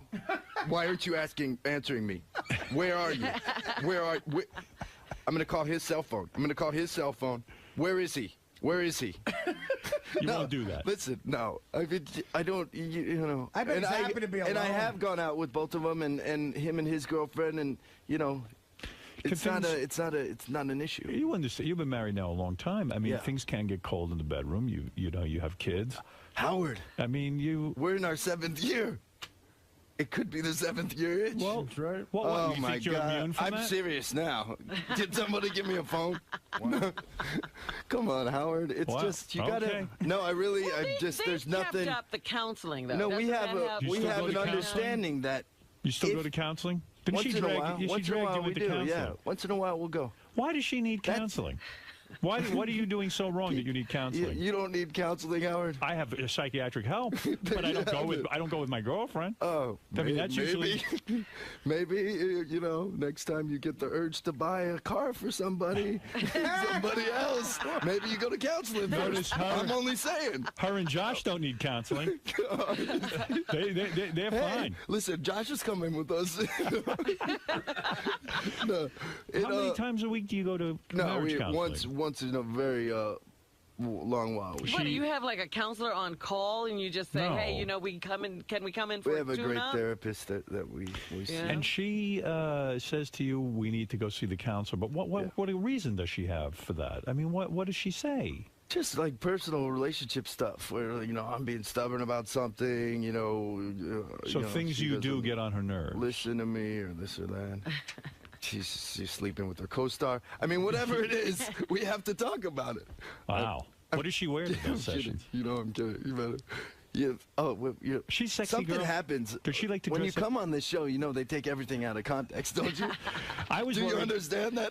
You received a lot of press the last time you were here. It was wonderful. I'm so thankful about it, Howard. Well, you said the last time you were here, you ran into Brad Pitt. Yeah. With Courtney Cox. I don't want to talk about this. I'm saying we the can't aftermath. talk about anything. Did you get in trouble from the last interview? I wasn't in trouble as much as it was just disrespectful and To who? Other people's relationships and lives. You weren't disrespectful at all. You were a gentleman. You told us what had happened. So how did you find out that Brad Pitt split? Like, Like, who tells you? Courtney? Or, like, are you there and get it straight from Jennifer's mouth?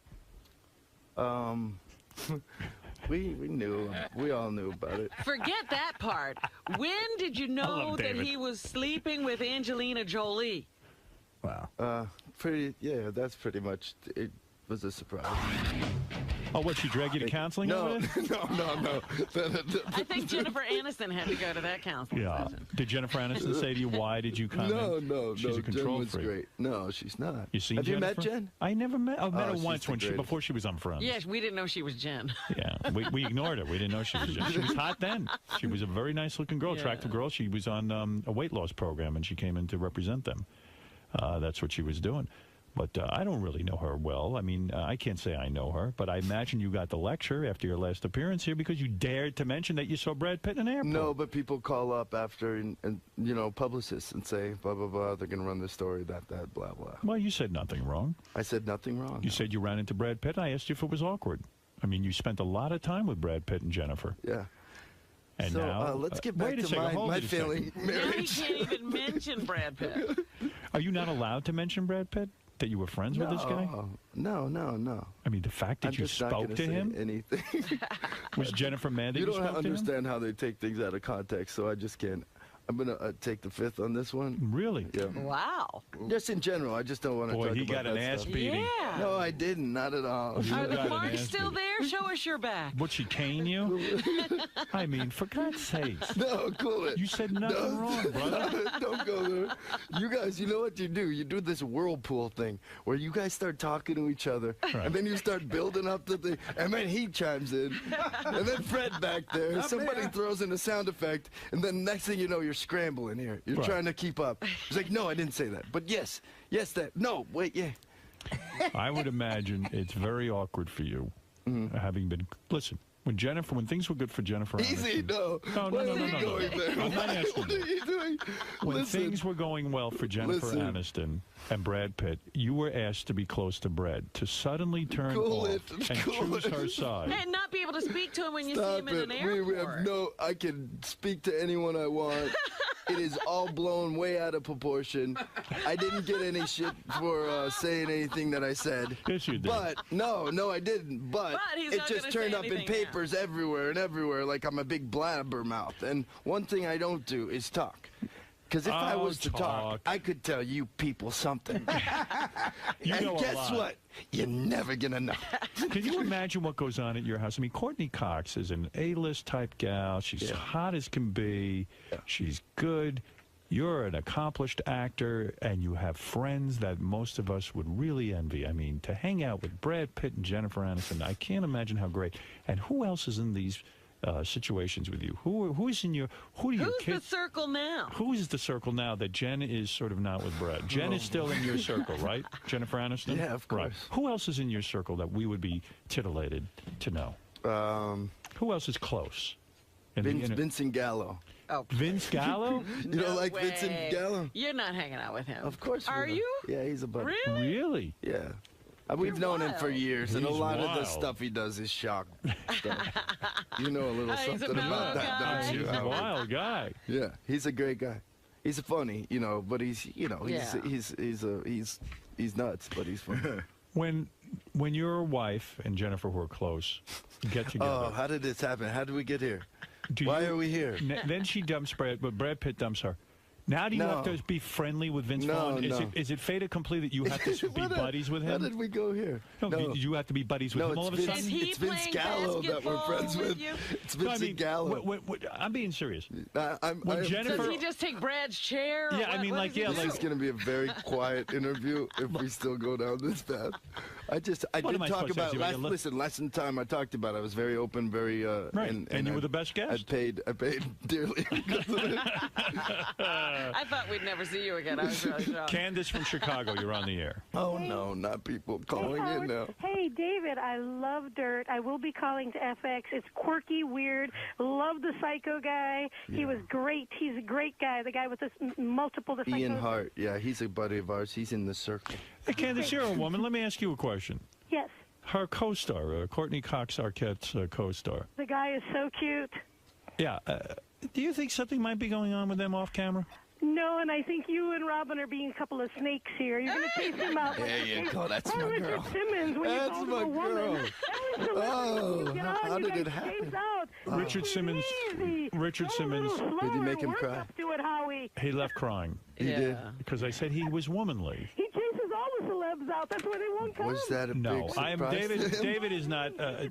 No. I'm asking questions. You know, I mean, why is everyone so afraid to talk about we're everything? not, I'm not. If I'm in a relationship with a woman, I got to sit there, be afraid to mention Jennifer Aniston and Vince Vaughn? No, well, you do wonder in That's a divorce. not my relationship. Who wears the though. pants? Wait a minute, guys. Those are good questions. Yes. But work up to it. You started the minute. Oh, it's you to be a little more tactical. You mean ask Oh, I David? see. Ask David about his project first. All right. Well, David. Use the finesse that I know you have, and then get to it, and then go for the kill. But you started when he sat down. I was afraid he was going to be Richard Simmons and head out the fucking door. He's fine. I'm no Richard Simmons out there. You're not womanly in the least. Thank you. I see what you're doing with your hair, Joe. What's her? Candace. Candace, thank you. And Candace, we're going to have a screening there in Chicago on the 17th. Of Tripper? Of The Tripper. All right. I'm going to talk about The Tripper in a second. Fantastic. But she can go see it. That's what I'm saying. Did you read about... And if she goes to myspace.com/thetrippermovie, I'm gonna she plug. can find out about where that screening is. I'm going to ask you about this because it looks interesting to me. But first, Yes. Did you follow the Imus story? Yes. Good, that son of a fuck got thrown off the radio, bastard motherfucker. I know it was offensive and everything, but I really kind of didn't understand the big stink. I mean, after Well, you're not a woman. Well, you were. Yeah, true. You've never been called a hoe. You never were on a basketball team and won a national championship. No, and I hear you. instead Do of you the love your daughter? conversation being about I hear you. what you're doing, it's you're a nappy-headed. Well, guy. I just think there was a lot more worse things said in the past. Do you love your daughter? On your show, for instance. Would you want your daughter called a nappy-headed hoe? People call us all kinds of things. But your daughter, she didn't do anything wrong. No. Would you like... He said about my girlfriend that That she had was genital horrible. herpes. Trust me. I mean... trust me, that was a horrible thing to say. I'm just saying I was surprised that it was as big a deal. Yeah, that's all I'm saying. I don't condone it at all. I think He's a monster. Yeah, I mean, Listen to me. He's like a... What? He's a monster. You got him, Howard. You got him. I didn't get him. You won.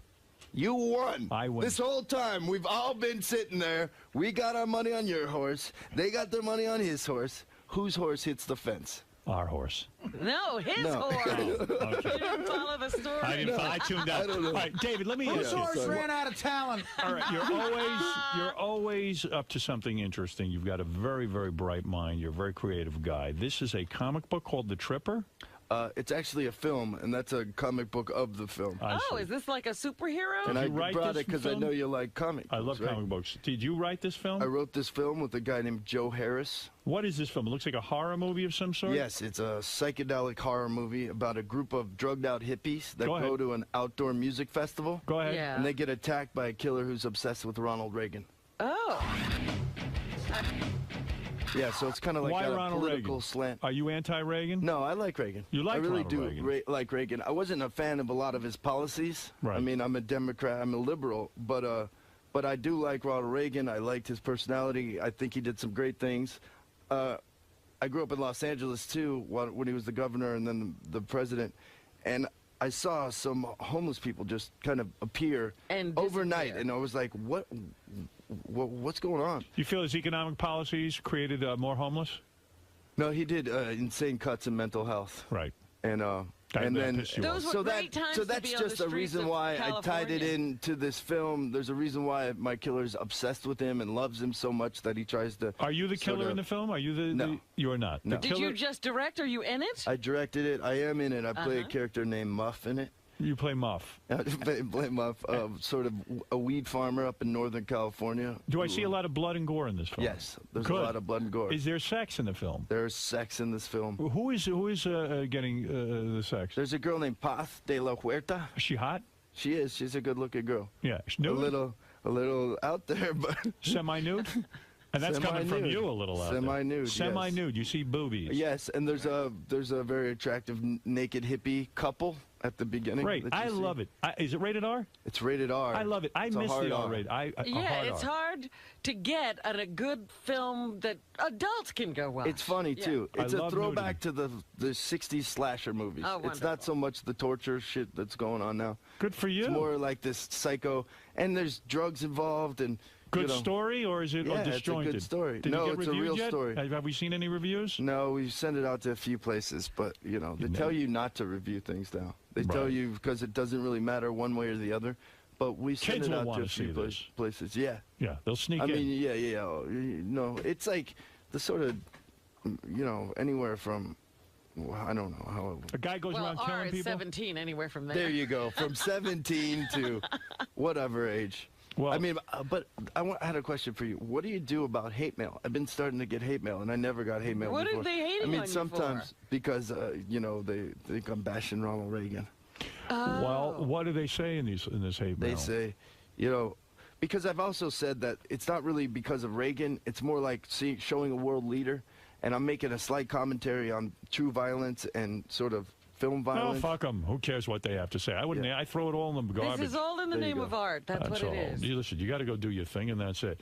Has Courtney seen the film? Yeah, she produced the film. She did. Yes. Look at you two, power couple. Now, when you two produce together, who's the boss?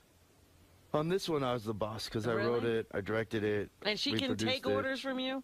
Yeah. After the baby, did her boobs sag? Honestly, I'm asking a question. I got a right to know. Honestly. No, not really. Really? I mean, teeny bit, not She really. got real tits or real boobs or fake? Hey, I'm asking the truth. Yeah. They're real. Oh, they're She's fake. all real? No. What? They're real? What? Are they real or fake? Yes. They're real. Of course. Are they really? They are. She didn't have any work done after the baby? No. How's her body? Did she breastfeed? Beautiful. She breastfed. Beautiful body. How's she look? Did she still wear a bikini or she wear one piece? She wears a bikini. No kidding. But she She's in breastfed. great shape. Yeah, she breastfed. Has Jennifer sagged at all, or hers are real? Does she go around topless in front How did this Have happen? you ever seen Jennifer topless? How did we go there? I asked about the movie. Where did we go? You did the film. The woman on the phone said ask about the movie. You held out for as long as you could. Does Jennifer Aniston's breast sag? All right, look. What do I want to know? Are you going to have more kids? Is Courtney pregnant? God No, forbid. Courtney is not pregnant. I mean, it's enough with the kids. No more kids? No more. That's it. That's enough. One? No, we might have another kid. I don't know. She had enough. They went through hell having the first one. I know. That's true. They had to do all kind of things. Yeah. What was it? Was it your load wasn't working, or Easy. What was going on there? I could shoot a load right here. Go ahead. Prove that you can Get the shoot a whole load. room pregnant. Shoot a load into Robin. I could Let's get see all what you pregnant. you could get anyone pregnant, right? No, it was just So it was her problem. No, it wasn't. Was it was she allergic to there was you? something in her blood was thin, so she had to take something for her Well, blood. who wants fat blood? No wonder she looks so good. Even her blood is thin. Oh, she's a beautiful girl. But everything's cool now. Yeah. What does your daughter Coco call Josh, or your mom's new boyfriend? Daddy. Oh. New daddy. New daddy. Listen, I'm happy for you. You got a movie. How old is Coco? Coco is 2. She'll be 3 in June. Wow. Yeah. She look like her mother, or she look like you? She looks like a real combination. She does. Yeah. She's going to be hot. I mean, she's Do going to have you a good want life. one of those hot Hollywood kids? No. You want her to be ugly.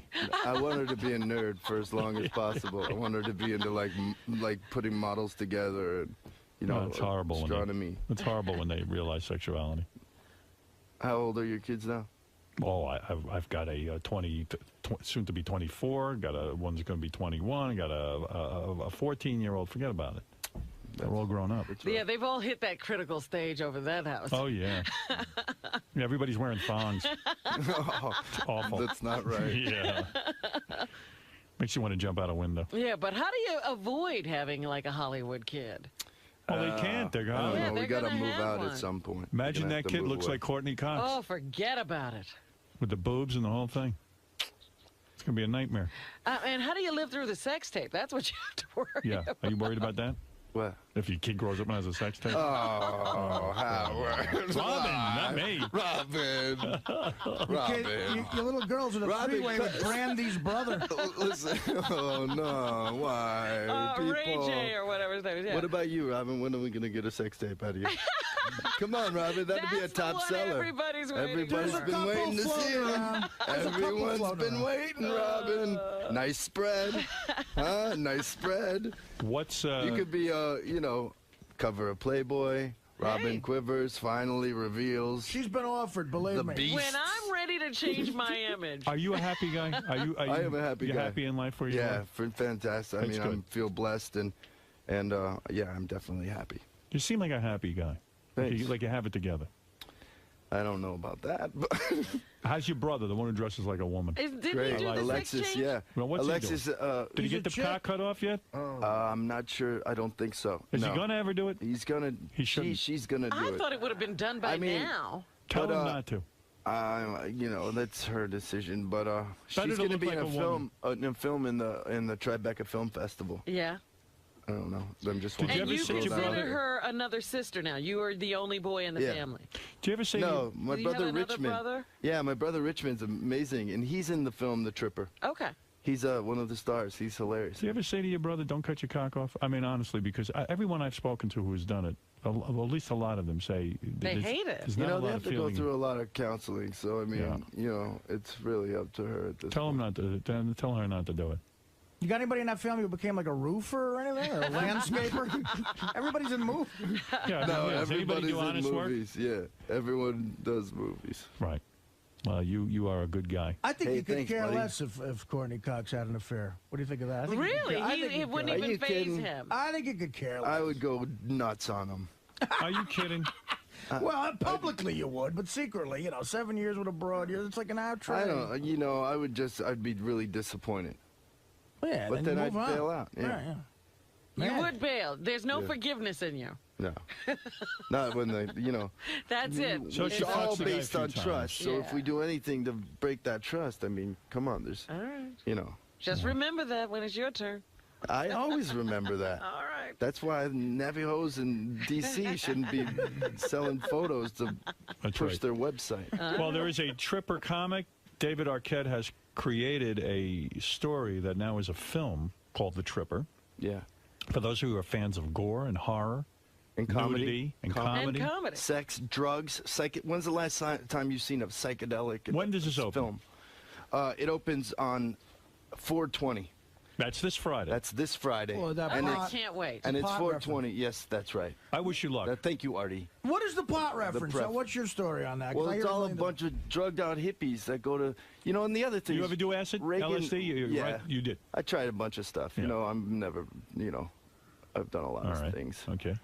I've done a lot of things. He did the research. I've looked into the abyss. You ever do heroin? And I came out the other side. Ever try heroin? Yeah, but I never shot it. You only snorted. That's what Artie says. Yeah, that's all I ever did. Well, I don't shoot shit. Did you find yourself getting addicted as Artie did? I did. Yeah, I had a little problem for a while. Had to go to rehab.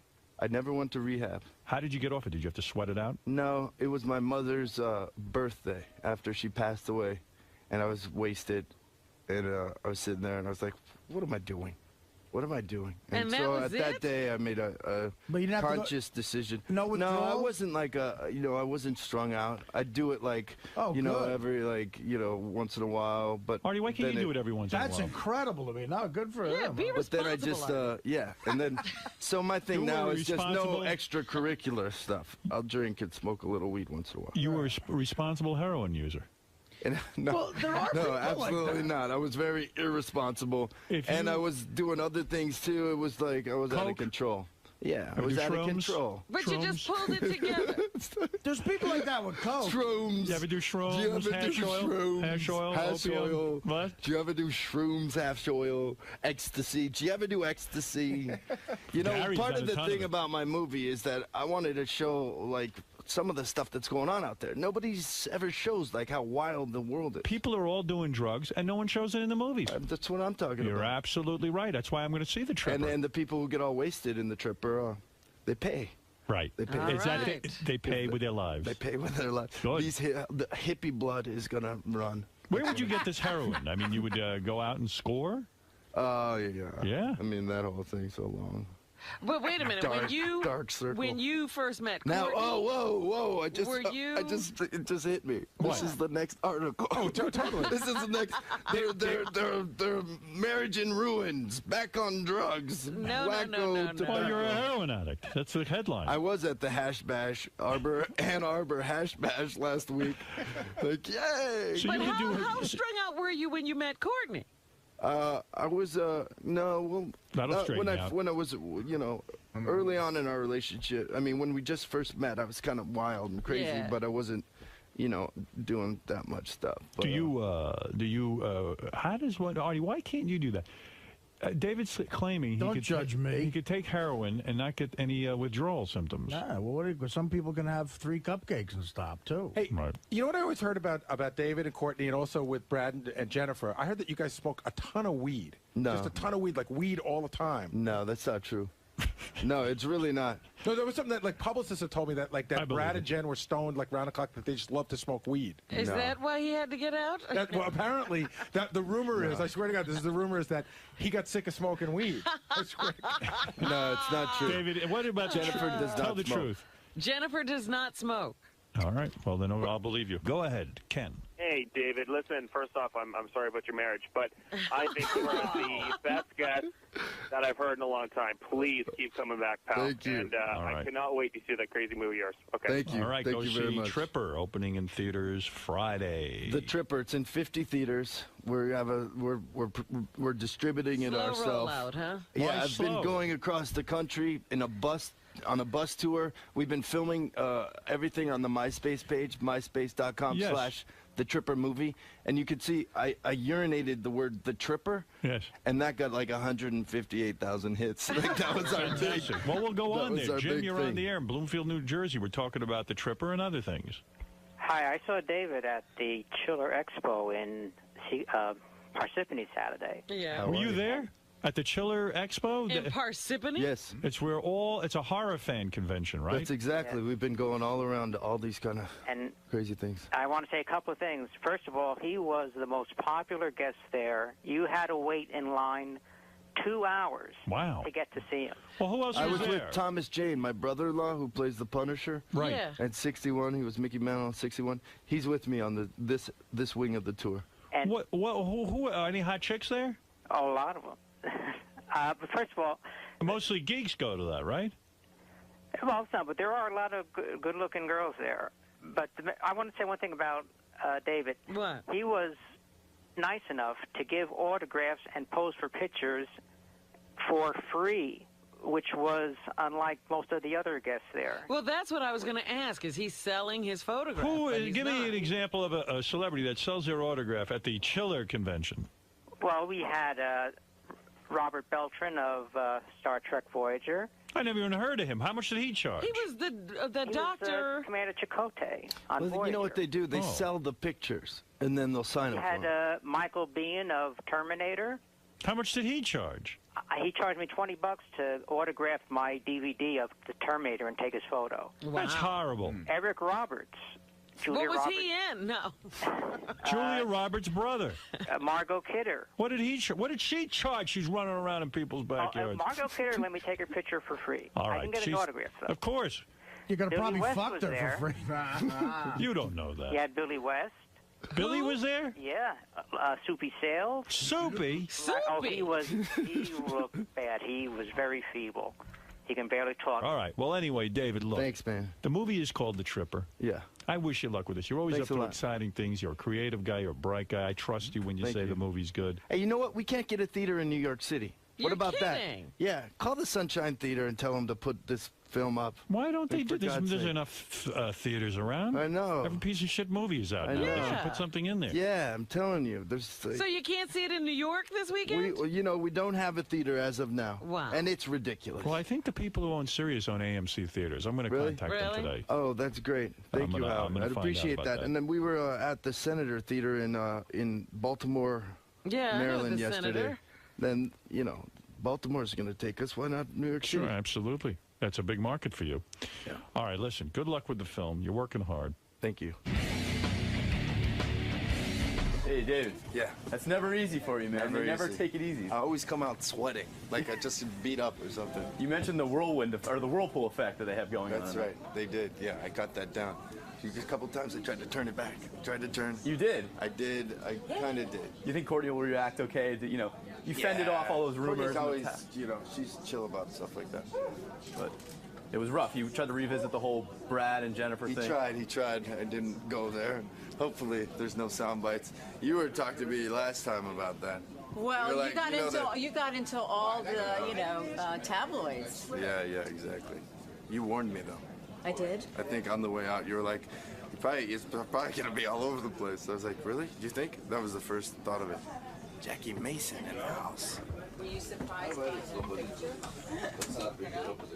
Mr. Mason, sir. Yes. Hello. My name's David Arquette. Nice to meet you. Why not? Big fan of yours. Are you a comedian?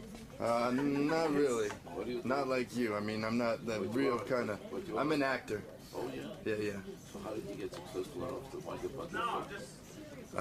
I married a very famous woman. Thanks. See you later. Governor of Sirius, and I'm here today to talk with Howard. He wants to express his appreciation for Sirius because it allowed his career to be reinvented. And I want to express my appreciation to Howard for taking my dream and making it bigger and better than I could have ever imagined. So Howard, it's sort of like a mutual admiration going on today. Total mutual admiration, synergistic. It's two people who have been pioneers in their own area. Howard pioneered talk radio, pioneered mass intimacy. I pioneered satellite technology and allowed satellite technology to reach people in cars. Together, we're a dynamo. He's got a ton of questions for you. He's been talking about it all week, so.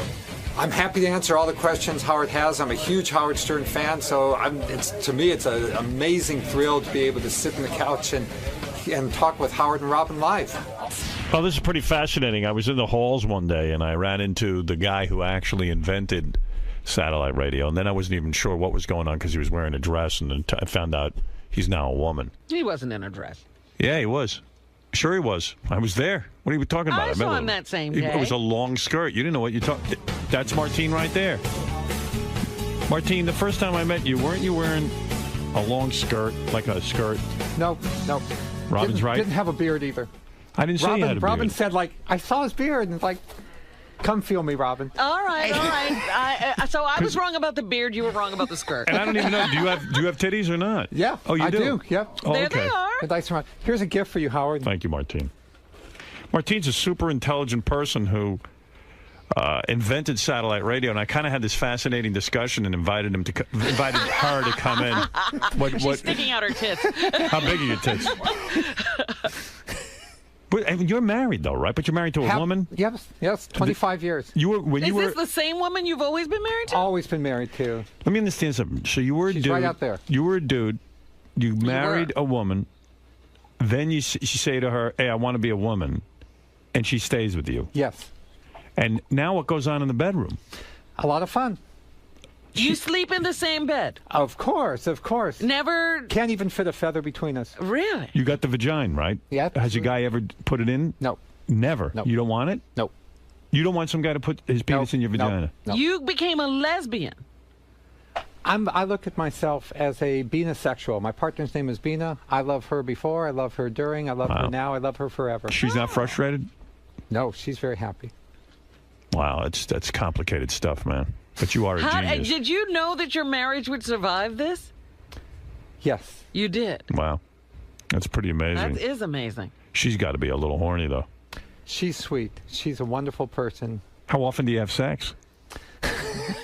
I don't get it. I don't know if your listeners want to know all that. I want to know. Forget that. I'll drag her in here later. I'll get all the answers. So this is a great story. How did you come to invent? First of all, were you like a super genius kid? No, just a regular person, Howard. I mean, so many ways. I think actually you and I are similar. You just thought outside the box. You saw where the trends were going. I saw that satellite dishes were going to get smaller and smaller and smaller until they could be flat and fit on top of a car. Wait a second. What kind of grades did you get in school? Were you like into the sciences and all that? I got good grades in school. Okay. What were your SATs? I aimed to get grades in school that were like ASS. What's that? Ass. Exactly. You get a grade for academics and a grade for work habits and cooperation. So I had bad work habits and horrible cooperation, but I got good grades. What were your SATs? Were they off the charts? They were good. They were good. I'm just trying to establish what kind of genius you were. I think they were like, you know, like good enough to get into UCLA. Like what, 1,300? Yeah, something like that. So you weren't super genius. No, you weren't no. like a 1,600. Did you ever have an IQ test? No. You don't even know what your IQ is? No, I have no idea. No idea. So you're an inventor. You said, hey, I think what I could do is invent small satellites. What did you... Small satellite dishes. Small satellite dishes that would be so small they could fit on the top of a car. So how come there's an... Wow. You started Sirius Radio. Sirius was the first one, yes, right? Yes, Sirius was the first one and created the whole satellite service. And how old were you when you created Sirius? How many years ago? 35. You were 35, so that's... Had you invented other things before that? Yes, yes. Oh. Invented tracking trucks by satellite, invented small satellite dishes for other countries on top of hotels. Are you a multimillionaire? Yes. Oh, you are? And did you become a millionaire from satellite or before that? Satellite. From satellite. Yeah, I started off with nothing. And how did you get it all together? Give us the story, if you will. You had this dream. Who were you working for? The dream actually started with going to satellite conferences where there were a bunch of engineers and saying to them, I have a better idea, I have a different idea, why don't you try to do this? Okay. And they would all say, that's impossible, that's stupid, satellite dishes are as big as garages, you can't put them on a car. Okay. And I said, yes you can, here's how you can do it. And they said, you're stupid, you're an idiot, go somewhere else. And I heard that like 1,000 times. Were you dressed as a man or as a woman? As a man. As a man, Just okay. like I was a tough-talking satellite engineer. Okay. Finally, I found a guy, Italian guy, Rene Anselmo, up here in New York, who had a network called Spanish International Network, SIN. Okay. And he had been spurned by Intelsat, the big satellite monopoly. They wouldn't carry his service. And I said, Rene, fuck these big satellite companies. You can launch your own satellites, and you can spread Spanish music throughout North America. He said, well, all the bankers say that the Mexicans have no money to pay for satellite. I said, they'll pay. They'll want to hear it. They'll pay anything to hear their own content. Right. So Rene backed my first company, PanAmSat, and that company eventually went public. How much money did he have to put up to back your idea? About $50 million. And that's that's a lot of money. Well, back in the 80s, that was a lot of money. Yeah. Sure. And the fact that he believed in you is amazing. And you started, did you call it Sirius Satellite right away? The first company was called PanAmSat. So that service was called PanAmSat from the beginning and eventually was bought by Hughes for several $1 billion. Somebody was trying to explain this to me earlier. Your idea also was that the idea was if there's a satellite up in the sky, if you're driving around in your car, it wouldn't work. So you figured out how to put a pattern, like a figure 8 of satellites up in the sky. 3 satellites doing a figure 8. And that made it so you could cover the... So you could come down over the trees and over the buildings and stuff like that that would otherwise block your... That's why that happens. How'd you figure that out? It's just constantly thinking about satellites and loving. I love satellites. I love space. Do you dream about this stuff? Or does it come to you at night? I dream about space. My favorite, documentary was Cosmos by Carl Sagan. He was one of my heroes, and I just dream all the time about we on Earth are just a tiny speck of dust in the giant cosmos, and I love it. So they put up $50 million. What does he get? 50% of the company, and you get 50% of the company? He got more like 90%. I got 10%, but that was more than enough money for me to then fund Sirius. I see. And then what was the difference there? Sirius had the dishes that were so small that they could fit on top of cars. So then I went up and down the Wall Street trying to get people to invest in the Sirius business plan. I went to the FCC to try to persuade them to approve the Sirius business plan. Was NAB against it? NAB hated it. NAB sent every single lobbyist from lawyer. I mean, K Street was emptied because all those, lawyers were in at the FCC. They were afraid of. They're still afraid of it. They're afraid of the merger. Are you for the merger? They said I was the Antichrist. Wow. They said that this was unconstitutional, that this was sacrilegious. Crazy. They said that the Congress has written localism into the Communications Act, and because satellites aren't local, this is un-American. So the NAB doesn't care about the consumer. They only care about keeping radio in a non-competitive way. They want the monopoly, not us. Absolutely. It hasn't changed for 2 decades. Are you going to go to Congress about this merger? If anyone asked me to, I would say it's the just thing to do because Sirius invented satellite radio. Sirius found the frequencies for satellite radio.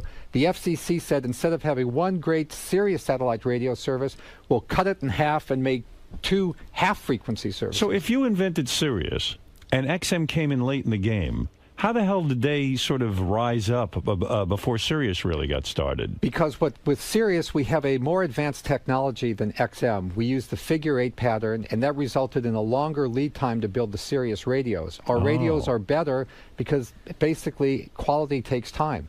So they took the fast and dirty approach to the market. Right. We took a little more time to get the better quality radio. So you have to be thrilled with what's happened with satellite radio. Your invention has come to fruition. Howard, I'm the most happy person you'll ever find, because here there was something that was a dream in my head, and now thanks to you folks in particular, and thanks to Mel Karmazin, millions of people are enjoying these frequencies. The FCC should be thrilled. Nobody has done more for the public interest than this show and this company. Oh, isn't that great, man? This is exciting time. I mean, you invented this whole deal, and here we are. We're enjoying it. And as a broadcaster, I said this to you in the hall, and I'll say it to you on the air. I thank you. If you hadn't invented this medium, I mean, the fact that I'm getting to look at this is like me meeting Marconi. If you hadn't invented this medium, I would have been out of the radio business. I liked it better when you said this is like meeting Martin Luther King. Oh, that's true. That's a whole other thing. But it's true. Did you say that? I did. You're a witty guy. But I got to tell you something. I am so grateful that you invented this medium. I mean, I am flourishing here and also able to be part of something from the ground up. But I mean, this has got to be nuts. This was a dream in your head, and now you're seeing it all come together. What is your prediction? Do you think there will be a merger? I do. You do? I absolutely do. I think that, the way things work is that this was meant to be one satellite radio service. The frequencies were designed for one satellite radio service. Today, digital communication doesn't care whether it's satellite, internet, cell phone, iPod, what have you. There's so much competition. It's just stupid to have duplication of everything on XM and Sirius. Right. Oh, this is fantastic. Now, where else is Sirius going? Is Sirius going to the phone? Is Sirius going to do other things? I mean, is there other technology that you're working on? Well, today I work full-time in a biotechnology company. I'm CEO of United Therapeutics. It's one of the largest biotech companies. And that's super successful. You got into and that you know what? I owe that to Sirius, because Sirius gave me the money to start a biotech company to develop a cure for my youngest daughter who had a life-threatening condition. And have you done that? Yes, I have. Wow. You developed a cure? Yes. What was the condition that you developed? It's called primary pulmonary hypertension, and it's a life-threatening condition that affects thousands of people. The blood vessels in your lungs, for some unknown reason, they clamp down, and no blood can get from your heart to your lungs, and people end up, fainting and then unfortunately dying.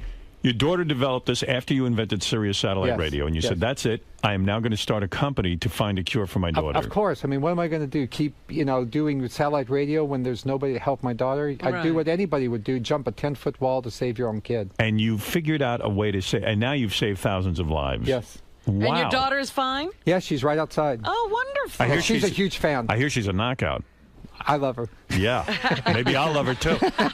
Maybe we'll all love her. You know what I mean? Martine, I don't know if you know, it's Artie. How you doing? Hey, Artie. I thank you from me as well and my family. But I'm single. Me and your daughter getting together, is that something you'd be opposed to? Or He didn't save her so you could have your hand.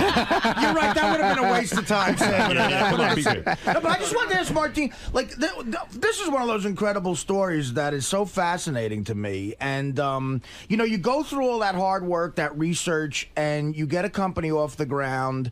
And in a way, when you found out Howard had agreed to come here, wasn't that in some ways the final step to get this out to the mass amount of people? You must have been so excited when you found out about Howard coming, because he's the flashlight on this amazing invention you had, right? Well, absolutely. To make something succeed, the technology was a necessary but not a sufficient condition. That's how us engineers would phrase it. You needed the technology, but you also needed the content. Right. And all the canned music in the world is great. We all like to listen to our favorite stations, but that was not enough of a magnet to bring millions of people to satellite radio.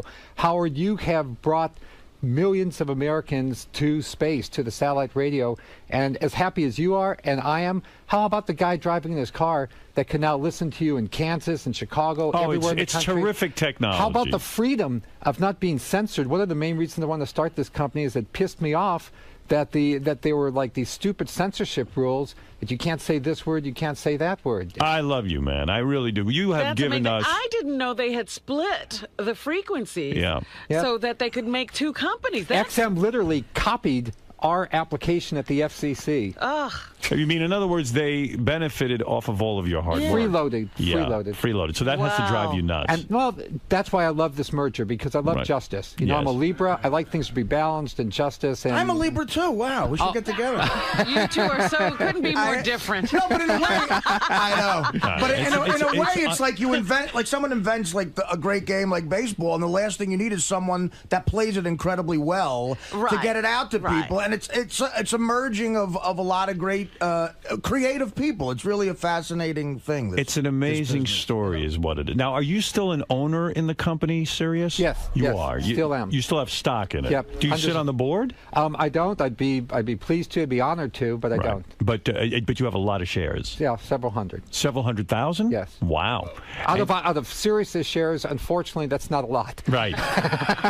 So that's worth 50 grand. Right. Did you sell? But did you sell off your main interest? Yes. Fortunately, I did. And you did because I needed that money to fund the biotech company. Wow. And the biotech company now is a huge company. Very well. Yeah, it's a publicly traded company, been profitable for 3 years, growing 40% a year. And now, one question for Siobhan, okay?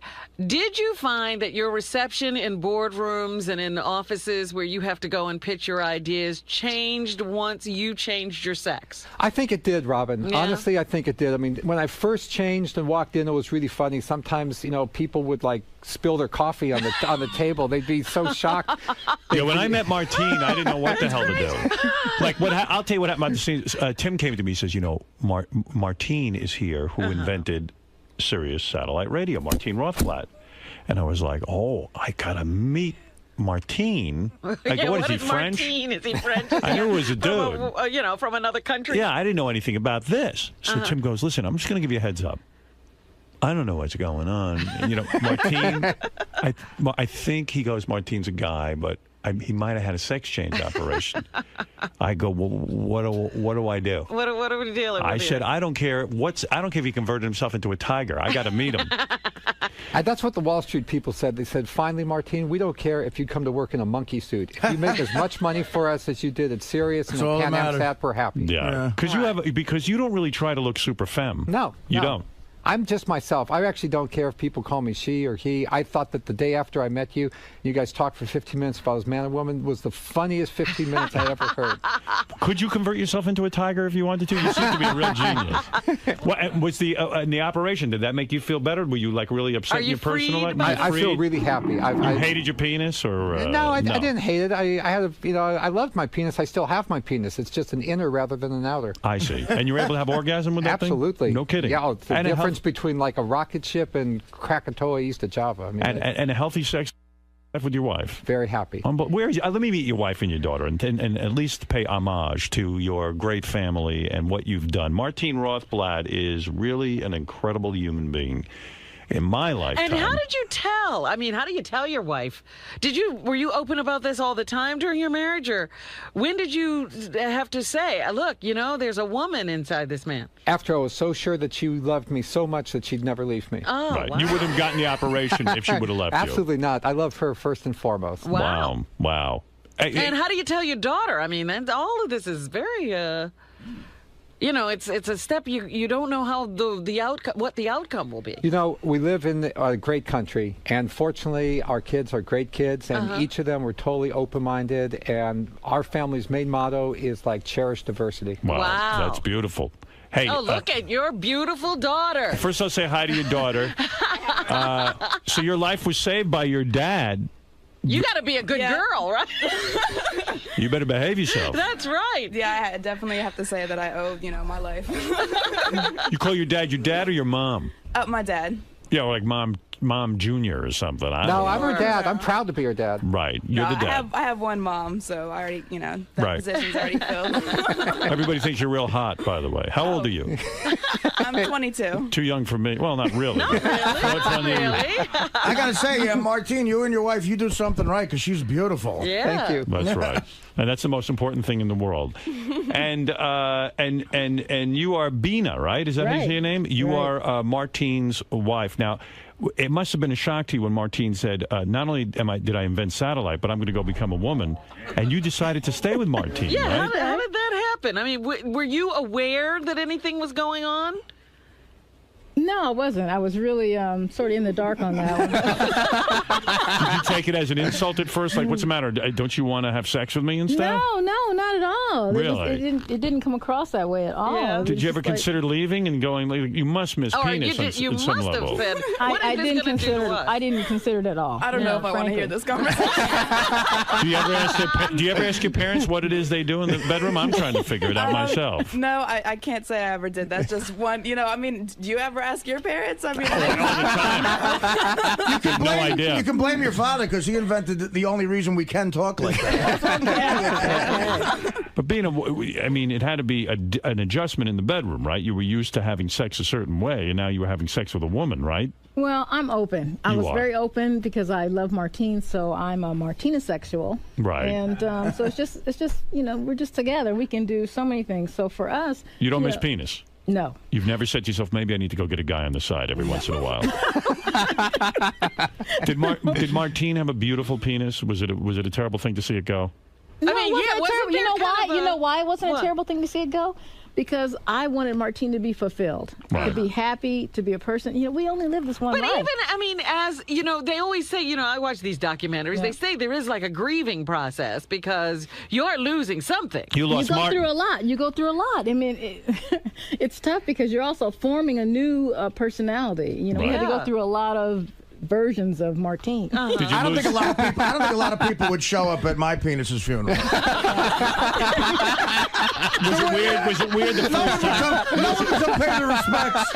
Was it weird the first time Martine took his clothes off as that Martin became Martine, and then you saw no penis there? Well, we did it together, so we went through the whole process together. So it was and it's gradual. It's right. gradual. It doesn't happen overnight. Yeah, and then the surgeries in the hospital, and I was there for all of that, and it's really. And the first time you had to make love to Martine as opposed to Martin, it had to be very, very confusing to you, right? I mean, it was not confusing. I think that because I love Martine so much, I'm in love with Martine's soul. So it's just a different kind of love than some people have. You're talking about only physical for you. It has to be, it has to be just a vagina, just a penis. Well, it's really not so with us. It's everything. Like that's every love. touch. Yeah. It's like everything. That's real love. That's a love of a person. I could get Dana to stay with me over a little heroin. Oh, here you go again.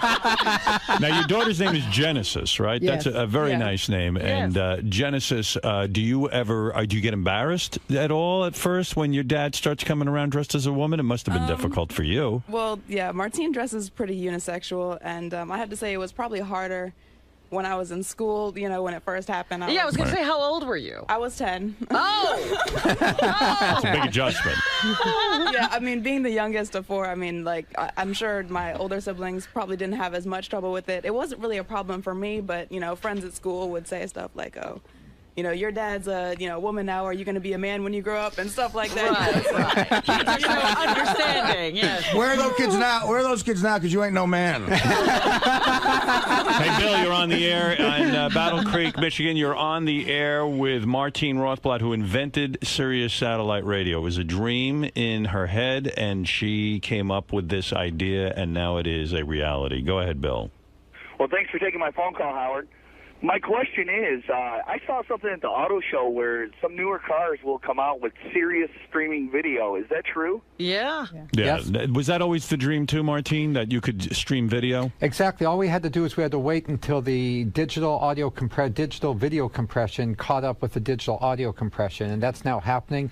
So, by the way, another benefit of the merger is that if we had the full spectrum that we originally discovered and were intended to have, then we could always stream video along with audio. Wow. So what you're saying is when the FCC decided in their wisdom to split your invention in half, so to speak, they really kind of impeded the progress of the invention. Absolutely. They took the light bulb and they said, okay, everybody's only going to get half a light bulb. Right. We made the best we could of it, and thanks to you guys, we've made a great service here. But if we can have the whole light bulb back together again, the American public would benefit much more. Well, then you're making incredible arguments for the merger. Jeff, you're on the air in Memphis, Tennessee. Hey now. Hey now. I just wanted to say I'm a trucker, and I wanted to thank Martine deeply. That you're the best thing that's ever happened to truckers. Thank you. You're darn right. But I also have a beef about it too. A beef? Go ahead. The beef that I have is she is also responsible for creating the tracking device for truckers. Now, why are you against the tracking device for truckers? Well, how can we run illegally if we're being tracked? That's right. Martine, now you cut their revenue in half. Let's go to Gary. Gary in White Plains. Go ahead. Hey now, Howard. Hey now. I'll ask my 2 questions, and I'll hang up and listen. All right. Martine, my first question, how come occasionally I still lose my signal on my satellite radio, even though I am out in the open, so to speak, and not going through a tunnel or in a heavily treed area? Does the cloud cover or the atmosphere have to do with that? And my second question is, I'd like to know if his vagina is as nasty as Siobhan's. Oh, jeez. Well, we'll go with the first question. How's that, Martine? Good idea. All right, let's go to the first question. What about losing occasional signal? Maybe for a second or so, that sometimes there can be an eclipse of the satellites, other satellites move in front and whatnot, so that can cause, a momentary break. And as regards to the second question is like all bodies are beautiful. Yes. All right. There I have a question. Now That's what I'm going with. China can shoot satellites out of the sky. Are you going to do something about that? No. Yeah, will you blow up China? Actually, I think the best way to handle China is to bring Howard Stern to China. Yeah. Hey, Martine, I was doing a little reading of books that you sent over to me. And are you working on something now with other scientists where you can create actual better human life by injecting, I think you call them nanobots, into the blood? Yes. Exactly. And that we will become like superhuman? Or like the $6 Million Man? I don't think it's so much superhuman. We'll be able to cure the diseases that right now afflict people, especially in the 60s, 70s, what about and 80s. aging? Come on, let's get to work. Well, aging is another one of those kind of taboos that people say, well, aging is inevitable. But, people said that you could only have terrestrial radio, and Howard Stern proved that wrong. And people said that our illness could not be beaten, and Genesis and our company has proven that wrong. And our company's motto is medicines for life. And we believe, why should we stop at, people getting the diseases of 70, 80, or 90? We can take these little satellite dishes and shrink them now all the way down to nanobot size, inject them into your bloodstream, and use wireless communications to attack cancer cells, to rebuild hearts. And to me, that's the ultimate extension of the Sirius technology. Is that what you're working on now? Yes. Wow. How do you like that? Now, there is a brain. That is amazing. That is amazing. This is a man, a woman we should worship. And really, you are an amazing person. You actually are the ultimate person, aren't That's you? right. What is it, Gary? There's one thing we were talking about that we saw in the notes that we wanted to ask about. Martine's working on a documentary with that guy Moog, the guy that created the synthesizer. Yes. Right. And it's incredible stuff, but basically he's working on technology that can download information from your brain to a microchip so that they can clone you and then upload that information. All of your memories will be there. Exactly. I mean, like right now, for example, if you have a serious heart problem, they can stop your heart. Okay, actually stop your heart while they have artificial machines circulate your blood and they repair your heart. Now, why not, if you have something like Alzheimer's or strokes in your mind, why not take all of your thoughts, download them out of your brain, use stem cell technology to grow a fresh brain, and then upload all your thoughts back into that fresh brain. Jesus So in Christ, other that's words, heavy. Martine, And that's like 10 to 20 years away. If we just work on it full speed, we can do it. That's Battlestar Galactica stuff. That's what the Cylons did. Right, but you know what? I was having a conversation with a friend of mine a week ago, and he said he wanted to be frozen because if he has a disease and he's going to die from it, he'd rather be frozen, and once that disease is cured, he would like to be brought back to life. Both Bina and I are proud cryonists. analysis. Is that right? Yeah, absolutely. Because you're saying we could have high-pitch Eric forever? Yeah, with that technology, couldn't you use it for bad too, right? Sure. You could say like Hitler could have taken people and uploaded into their brains to hate Jews. You know what I mean? Like you could upload whatever information you want to a person's brain. You could manufacture whatever thoughts you want and have them be the thoughts of everyone. Can you imagine the day when they could just take all our thoughts, put them on a microchip, and then give us a new body? But you know what they could also do? If they can do that, then couldn't you upload it? Could be like the Matrix, where you want to learn something, you put it in a chip, and boom, it's yours. Exactly. Bina says that's how she'll learn French. I can't wait to learn French. Yeah, because it's too hard on my own. I can't learn anything. It's horrible. Marianne, go ahead. We have Martine Rothblatt, the inventor of satellite radio. It's incredible. It's inspiring. I can't believe the struggles of being a man to a woman, because I think of Siobhan, and I always worry about her. How you created this. Were you a brainiac in school? No, we've covered that already. Irish John, you're on the air. Good morning, Howard. Good morning, Martine. Hey, I got a question for you, Martine. If the merger does take place, do you have any suggestions on a new name for the company? I think Martine should create the name, because Martine is the Marconi. Did Martine create Sirius? Did you name the company? No. Yes, and also... Why did you name it Sirius? Because Sirius is the brightest star in the sky. Okay. So what is the new name you would like? Personally, I think if we take over, if we do this merger of equals, XM is a great name, and I'd be very happy to have XM as the name as the combined company, so long as Howard Stern is the #1 talent and Mel Karmazin is the CEO. Now, what about the fact that Sirius is better known at this point in terms of the marketing scheme? XM used to be the most identifiable, and our research seems to indicate now Sirius is the most identifiable since I came over here. So maybe stick with Sirius. How about SM? Why SM? What is that? Sirius M, so to speak? SM. I said, Sirius SM. Because What do I you was think like Sexm. What do you think? Sesam. Wendy the retard suggested Jessica. People seem to like that. What do you think of that?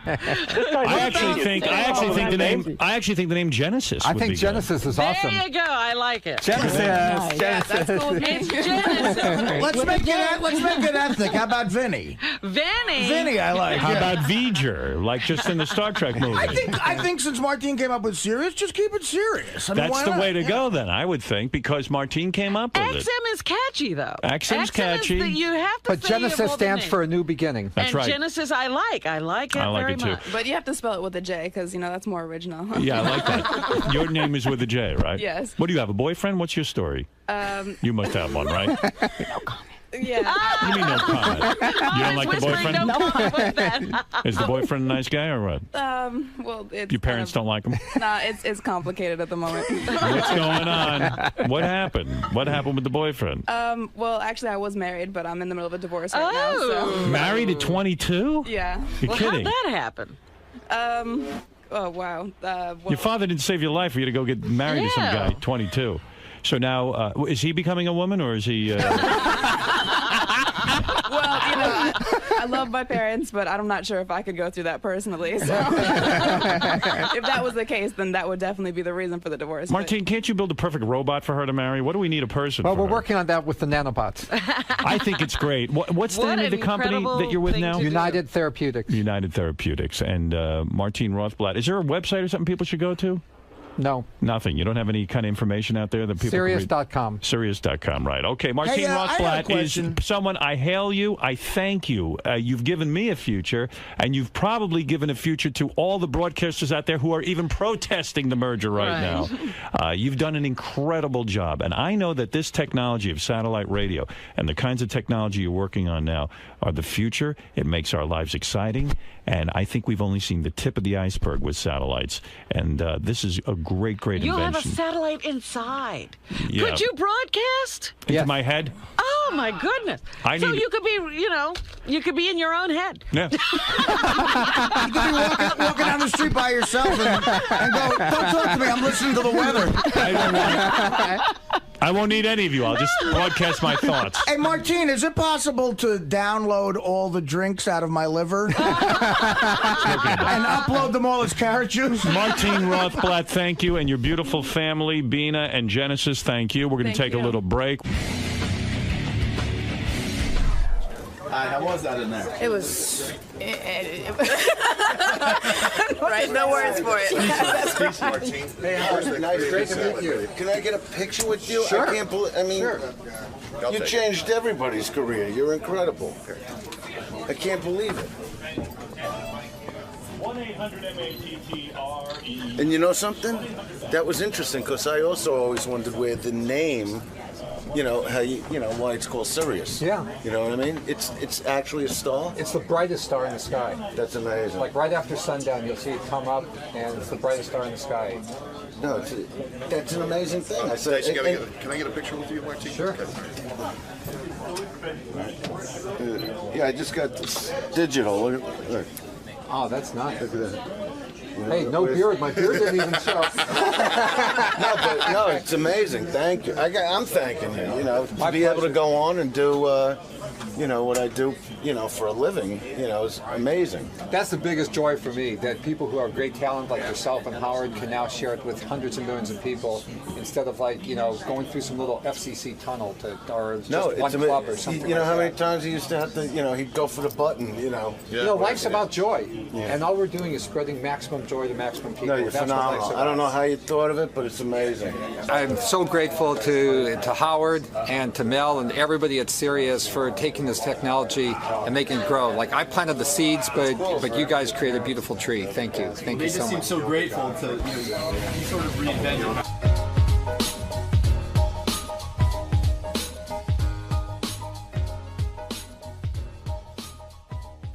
Is this the day?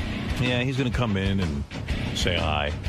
He wants to promote his show tonight, and then he sent like 18,000 plugs, you know, for shows he's doing. It was typical Jackie Day for me yesterday too, because Gary sent me a note saying, you know, I guess Free FM offered Jackie. No, I didn't send it. Or Tim sent that note. I didn't even know about that. Tim sent that. Oh, I guess Free FM, you know, our old radio station that's doing so well, offered him like two tryout shows for the week, you know, and.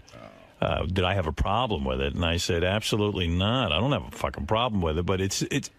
I don't want to be in that loop anymore, the Jackie loop, like where I have to, you know, give my blessing. You know, because I never can win that one. No. You know, I don't know how I always end up in that. Pissed off. Yeah, I got nothing to do with that. You can do whatever shows you want. You know, the guys in the office were asking. Although I could make a good argument that the only reason hey, they when want did they hear him on the radio? Yeah. But who cares? They're welcome to him. Welcome to anything you want. I was talking to the guys in the office the other day after we talked about Jackie last week, and they were asking me, like, what was it really like? Like, what were some of the things that would cause this tension? Right. And I started thinking about it. I said, okay, perfect example. We're here at Satellite. They just announced the potential merger the other day. Jackie would immediately be, we're doubling our fan base. I want more money. And that would go on. He's back in he's in negotiation. Yeah, we're going for the next year, and then he'd be comfortable, and he'd come in and he'd say, like... I used to be like, well, Jackie, when was your pay evaluated through, you know, the amount of people who listen? Right. But didn't he actually pull that? Well, he did. The thing was... See, again, I would hear bits and pieces, and I would always think you'd know more than me, but I remember that when we started adding affiliates, he wanted to start to tie his salary to percentages. He wanted to audit me. Yes. Yeah. He did. And I would just said, I don't know what planet you're fucking Bring your on. papers in. He wanted. Bring your papers. But he wanted to know. He wanted me to open up my books. Oh, I know that. He wanted his salary tied to a percentage of your salary, which doesn't make sense. Well, to him it does. In Jackie world it does. We should ask about all this when he comes in. Yeah. Water into the fridge. Did someone really use that language with you? Audit you? Like? Well, it was more or less like what it was. We just want to peek at your books. At one point, I guess Jackie had gone to management and asked for some deal, so they contacted my agent, and my agent said to me, well, what they're essentially saying is they want to audit you and see what you make. And then Jackie will determine what he makes. And I went, oh, okay, tell him to leave. That's unbelievable. Tell him, like, you know what, I just I can't take it anymore. That's what, you know what, one of my favorite... Does he get his salary lowered when we lost affiliates? I wonder. Right, or when the audience would dip. But one of my favorite things to do, you know, because every once in a while they'd be quoting, you know, Howard's whatever they thought his salary was in the newspaper. And that would be a good day for me because I always loved looking at Jackie's face while I read those articles. Because he would be, you could see the numbers. He was clicking, calculating in his mind how much he was losing on the deal. I need blueprints and interior photos of Howard's house. Like, I just even remember, like, right before Jackie left, I was so, like, browbeaten from him and so punch drunk from it. Yeah. Punchy, literally, from all of his negotiating and his looking at me in a strange way. And I remember I had him out to my house, and I just met Beth, and we were hanging out. Jackie left when I just first met Beth. Right. And he actually hung out with me and Beth a couple of times. And then I remember when his negotiations were going on, he goes, well, I'm going to have to leave and give that beautiful lady a kiss for me, And I went, uh-oh. Now he's looking over the Beth situation. Right. Is he going to expect me now to get him a girlfriend? He needs 10% of her, yeah, too. I know that might have been driving him nuts, too. So I was always like, uh-oh, what's going to set Jackie off now? Am I going to wear two nice pair? Anything you do in your life. If I buy some jewelry, is it going to set him off? How many carats is that? But, you mean you thought he was going to be pissed that you were dating a hot chick? You could just pissed him give that beautiful lady a beak. And I went, I could tell already it was in Jackie mode. Give that beautiful lady a big kiss when you're riding in that big block-long limousine from your two homes. There was always a calculation, like while Jackie was trying to enjoy himself and not notice what was going on around him, he was noticing everything. All he did was notice. That's all he did was like sweep the room, determine how much this was, you felt like decide what was going on there. He should have traveled like with an accountant, to evaluate and do audits on everyone. But I just it's going to be a pleasant appearance. But it was a weird move. Well, that's what did it in. I mean, he see what Jackie should have done, in my opinion. And I told him this many times. I said, forget me. Look at you. Right. There isn't a guy in radio doing what you're doing, making the kind of money. I don't think there's a guy in television making the kind of money. I'm talking about writing and doing your thing. I have the answer for that. I know. No, the answer for that was that he created the position, and that there was no peer to evaluate it. Well, in other words, sometimes you got to evaluate it yourself. But he would always say, I'm like the guy who landed on the moon. There's no me in any other part of show business to compare it to for a price comparison. But it was also that he somehow thought he created Howard. Yeah, that was the other thing. That was the problem. Yeah. Apparently, he didn't know that Howard was around before he got there. He was the clay, and I was the potter. Yeah, I mean, Jackie had snappy lines and stuff, and I loved it. It was fun, but it just dawned on me that I kind of do this thing anyway, and maybe I don't need... In fact, some people had said to me, you can tell the lines, and, it kind of isn't you. And hey, can I tell you one other thing that Jackie did that I thought was always weird? When he was in contract negotiation, it was very clear, because he would come in and he would alert you about a minute before you went on. I'm let you know things aren't going well. Yeah, I mean, right before I'm going on. And then it would be like he would pout for a while. And Artie, you'll get this analogy, like. Jackie would sort of work at 3/4 of capacity, right? And it was almost as if it was a work slowdown. It was a work slowdown. It was almost to show me what it would be like without him. It was almost as if Jeter was in contract negotiation and decided he was going to sort of not run so fast to first base. Well, athletes have been accused of that. Yeah. But it was But what would be weird is too, because we'd get into a rhythm and then he'd throw the rhythm off, and it was upsetting and annoying, and I don't need that shit. So but Jackie really did me the biggest. Jackie is probably one of the only people in the world that ever taught me as big a lesson as I've gotten in life. And there were 3 or 4 moments in my history that I can think of it. And Jackie taught me that I am fine on my own. And I really don't need to get horseshitted around by anyone in this business.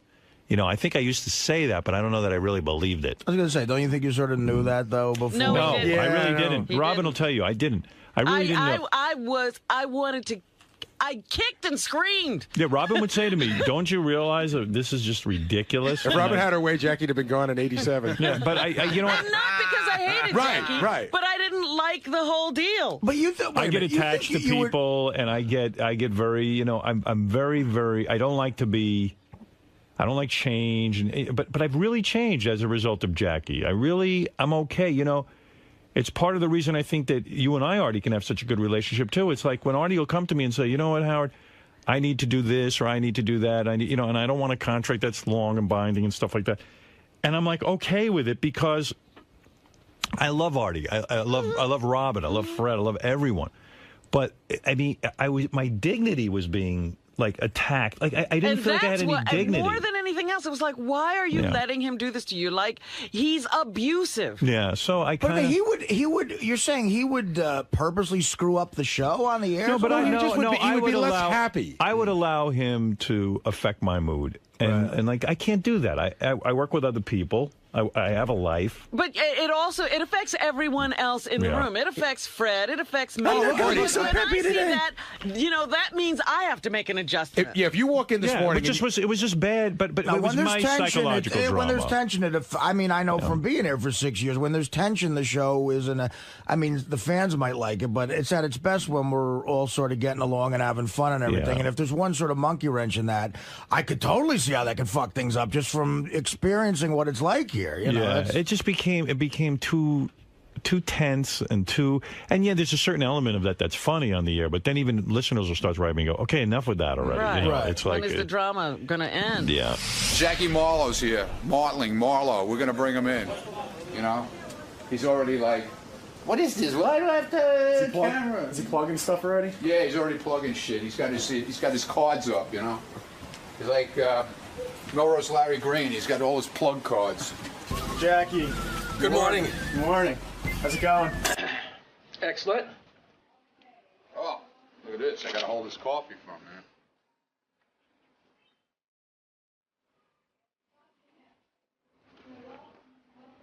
What's going on here? Wow. He got you, man. He's almost like Dice Clay. Now I got proof. So what are you doing here today? I don't know. I thought I was doing Imus. Just gonna hang out with the guys? No, I came by to say hello and to promote my radio show. Is Jackie here yet? Oh, Jackie is here. What are we going to talk to Jackie What are you making a big star like Jackie sit in the green room? We have these great discussions about Jackie when he's not here. We talk about Jackie. It's more fun than actually, like when he's here, it's kind of uncomfortable. What do you want to talk to him about? I don't know. Well, we haven't seen him. Have we talked? Yeah, I guess we have talked to him. What do you need to talk to him about? What? Fred's anger? No, that Jackie just signed on with Sirius, part of the family now. He is? All right. With what? What's he doing? He bought a radio? The joke hunt. Yes, he signed on for a year. Jackie bought a Sirius satellite radio? He's part of the family. Fred, do you ever confront Jackie on your anger toward him? You know what? It's long past. You like Jackie now? I've always liked Jackie. He's a pain in the ass, and sometimes he can be an asshole, but I think he'd be the first to admit that. You think Jackie would admit he's an asshole? I think he would. I think Jackie's he's man enough Jackie's now. a good guy. Although he might be old school. He might not see that. So it turns out we have nothing to talk to Jackie about. I thought he was going to come in here and perform. I heard him on the... Yeah, he says he's not prepared to do his music, his band. No. That's a typical Jackie thing. Yeah. I called him yesterday and he's got a full band. But I like to hear what Jackie's been up to. He can't go acoustic? I want to hear what he's been up to. I want to hear about his love life. I want to hear about his performing life. But right. What he's doing is He's not telling you nothing. You know what? There he is. No way. I'm telling you. Fuck you! Fuck you guys. We'll have Richard and Sal come in here and work on you. Yeah, they'll be gay for you. Well, I mean, as a fan of the show for years, it would be good if you guys just had the conversation you had before with Jackie in the room. No. So he could respond to it. I mean, I don't know. Oh, what are we going to say? I don't know. No, Jackie's my man. He can't do that. It's always better to talk about Jackie when he's not here. I'll talk behind Jackie's back anytime, but never to his face. Jackie, why don't you come in here, and then we can talk to Jackie. And Must he? Yeah. Fred's not a big Jackie guy. He's a huge Jackie fan. They used to have a good time back We used to have a good time. Jackie, the joke. But look at him. Looks younger than ever. How old are you now? I think he's as old as Regis. He's older than you.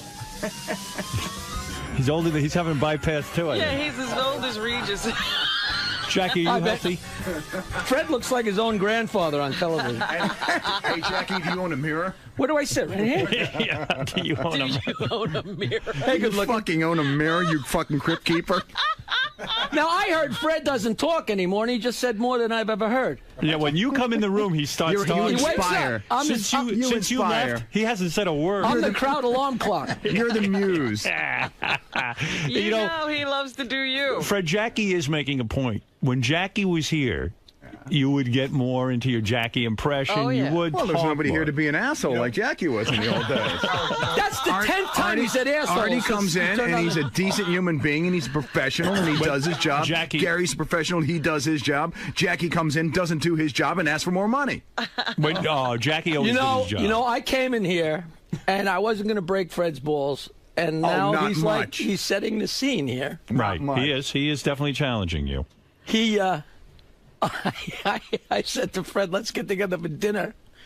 And he wrote me back, it's a little too blustery. Let's wait till it's nicer out. That was just a nice way of blowing you off, asswipe. Yeah, obviously. It's a little blustery. First of all, who uses that word? It's just, Fred, just say no. Okay, no. And make you feel better? That's what Mel said to you when you wanted more money. No. Like that word a lot, don't you? Oh my God! That's what Nancy said when when you asked her to stay. No. Nancy said no. It's got up to 100 miles an hour. He's right there, Jack. Why is he doing that? I don't know. I don't know, Jackie. Over there, Jack, behind you. No, I'm looking at Artie. He wanted to talk to Artie. He doesn't want to look at Fred. I don't want to look at Fred. I don't want to turn to stone. I mean, this looks like you already did. This got ramped up. Man. No, when we talk behind your back, Fred gets angry about you. Everybody says that it's like Niagara Falls. Slowly I turn, I know. Hey, I got a question for Fred. Just step back a little bit, Jackie, and look what you've done to the show when you did it to the show. Whoa. Wow. What do you mean, Fred? Well, the times that he's walked out, basically, explain to me. It's all about him. It's all about Jackie. It's all about the world of Jackie. It's all about me. Fred, you don't have I get the attention. concept. I get the money. What? Fred, you don't have the concept of me down. You're right. Not of me, but of yourself. You're allowed to ask for more. I think not the way you did it. I think. I think Fred. No, I'm taking my jokes and I'm going home. Thank you. Good night. Turn off my light. I think Fred. The difference is, Fred, everybody thinks you're crazy and they don't think I'm crazy. No, they think you're crazy, too. No, everybody of course knows they you're do, crazy. But am I going to say that? How many people don't think you're crazy? You see, Artie, this is the tension you were talking about. It's great, I gotta admit, look, I feel like a fan again. This is fantastic. Hey, can I ask a Jackie Fred question? Wait a minute. I can't wait till Jackie starts goofing on Gary. It's only a matter of time. That's what I I got that blunderbuss in my pocket. Yeah. But he didn't come I came on to announce that me and Ian signed our contract and we're here for a year and you're stuck with us. Oh, great. For Jackie's Joke Hunt. Jackie's Joke Hunt. Oh, and that's it's exciting. It's fun. Yeah. Jackie has his own show every Tuesday night here at Sirius on Howard 101. It's at 7 o'clock. It's tonight, right? 7 p.m. Eastern. What's the theme tonight? Tonight is the finger banging show. What does that mean? Finger banging show. Jokes about finger fucking. The whole hour? No, maybe one joke. My sister. We don't really adhere to the theme, but it makes it stupid. It's fun. My sister has Sirius satellite in her car. Yes. She goes, I'm driving on a long trip, and she goes, I didn't think I'd like it, but I listened to Jackie's whole show. It was great. Yeah. She liked it. The women even like it. Thank you, Ellen. Yeah, she likes it very much. I gotta it's say, just good. It's me telling my goofy jokes, Right.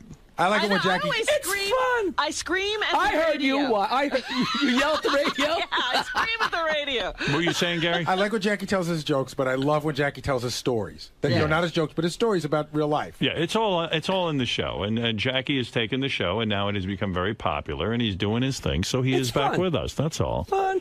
That's it. He's having I want fun. to come in. I get a lot of emails that people say, "When are you going to go in? When are you going to go in?" And I said, "I want to go in and say hello." Fred, you were against me giving Jackie the show, right? Actually, no. No, you were. And okay now I've heard his show, I have to question my own judgment. You listen to it, Fred? I swear to you, and you don't have to believe me. I have no idea why he's so hostile towards me. I'll explain it to you. Here's his thing.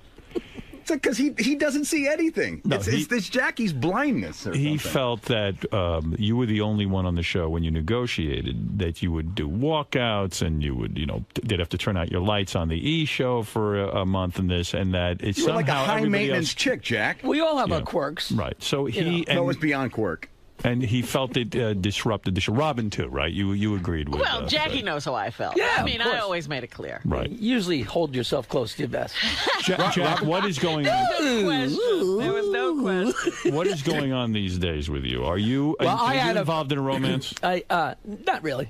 Isn't it amazing? Didn't you think Jackie was like the ladies' man of all time? I mean, yeah, he always, acted as if... Howard, I'm 59. He not Are you? 29. Are you 59? Well, 54. That's what really? he's How old telling are you? everybody. Gary's 48. He was born in 48. Well, what does that mean? You're February 59? I was 48. born 51. February 48. 40. Guaranteed. He was born in the 40s. So what is that? What type of woman are you able to get young girls, or are you? No, not really. No. If you were with the show, you'd be able to get young girls. Of course, Yeah. You can't go. I mean, That's the only thing I regret. Jackie chose a great moment to leave I the had show. 15 years that, Were you of married? being married, and then I left the show. And Your timing sucks. No. You believe this, Artie? I mean, Artie gets laid left and right. Is that true? Oh. I mean, left and right compared to how I used to get laid. Now, But look at you, left and right is a long ways away. Yeah, right. I'm not like that. No, Artie's holding himself back. Women are throwing their phone numbers at him. Yeah, but they all look like me. No, but Jackie. The last hot chick I asked to go out to dinner, she said, it's a little too blustery. Too blustery? Unbelievable. How great is that? Okay, now you can buy your beach house, Jackie. So you were going to go... Like Jackie. I meant to say Artie. Oh, Artie. Right. Yeah, Artie's Fred's gonna buy... got so many things backed up to say that he can't get them out. Artie is going to buy a beach house like you, Jackie. And then Next he's going to to put out me? some joke tchotchkes like you. Not out by you, but he is going to follow in your footsteps and live on the beach. I understand. And when is he walking out? I'm a real beach guy. Any day now he's walking out. But what age girl are you dating now? Just anybody. Yeah. I've seen him. Is a young girl 8 to to you? 80 blind, cripple, or crazy. Is a young girl to you like Joan Rivers or? I dip under 30 here and there. No, but, until do they you? find out. Yeah. Oh, do you? No, please. Have you dipped under 30? No, I go out with anybody. All right. Is it a lonely life? Are you sad? Yes. You are. No. I don't know. I just wonder what's going on. Are you dating someone now? Yeah, I go out. I got a bunch of different people I go out with, and I actually work my ass off for that 1 hour show. Yeah. And it's cool. That's it. He's got a lot of gigs, I see. And he and Nancy are still friends. That's the thing I always love. You know what? That's what I don't understand. Nancy and I are great friends, and people are flabbergasted by that. But because you weren't friendly while you were married. Well, please. Were you friends with Richard Jeni, the comedian? That's so odd, man. I saw him like twice in the last 20 years or 25 years, but we were road warriors. I have a couple really great stories that from traveling. Richard Jeni, by the way, is the comedian who shot himself in the head. Yeah, but he was so funny and had such a great ego, and he had such a good sense of humor. When I heard he died, I thought, holy, geez, Jenny's had cancer and nobody knew it, and then somebody said, no, it was a suicide. I'm like, he would have been the last guy. Did you know he had such a dark side? No, I knew he was crazy and horny. He was a comedian, Howard, but no different, some guys are wacky, but he was certainly not. He worked so hard on his act, and he was so goddamn funny. Isn't Richard the guy who... I tried to get him on here for years, and get Richard Jeni in here. Yeah, we had him on a couple and then you of guys times. had him on after I was cool. As soon as you left, we had him on. Isn't Richard the guy, Jackie, who at a party at your house found Nancy's giant shit? That's the guy with the spanner. Yes. The spanner. He had to break it up with a hanger. And I swear to God, you know how... Jackie had a party at his house, and Jackie's wife, Nancy, used to take these massive shits. Called a bowl spanner because it spans the whole bowl. She was a very skinny girl, like a great body. But she... I almost called scientists. I almost called scientists in to say, how did that... Come out of her. And Jenny, when we lived on Perry Avenue in Bayville, and when we had the 4th of July parties with 300 people, and Jenny went around and said that he went into the bathroom after Nancy came out, and there was a spanner that went across the bowl like Tarzan would put down a log to cross the stream, and the water went under it. He had to break it up. It was. I was going to talk about it on the show tonight. Do you think at that's 7 maybe p.m. why on Jackie's show? Do you think that's why maybe he killed himself? He saw Nancy's spanner. In his dreams, that maybe he never got over it. No. But you know what Jackie used to say? He would say, she eats like a horse, Nancy. Right. But maybe she just shits it all out. Well, she's so little and thin, and she's always had a perfect body. She's like, she's probably healthy. You know what I mean? Like that, you get it out, you eat, you get it out. Yeah. Oh yeah. But she didn't flush it. She just walked out. She probably flushed it. She didn't know it didn't go down because it was spanning. But when I go to the bathroom, it doesn't span the drain. Did you ever say to her, why didn't she? Artie understood that. Did you ever ask her why she didn't flush? Absolutely. Did you ever ask her why she didn't flush? No, that's the point. She flushed, but it spanned the bowl. The water went she under didn't it. look in? Well, I don't know. No. Do you look? She's having a party. She I got to do get too. back to I her take guests. photos. I make sure it goes down the the drain. So I'm on Pharrell's show, and we're talking, and I start laughing about Gary. And I don't know what it is, but it's like Fred breaking my balls. I walk in a room, and it's like instant. And like I break into a smile, and I'm laughing. I'm telling them a few tales.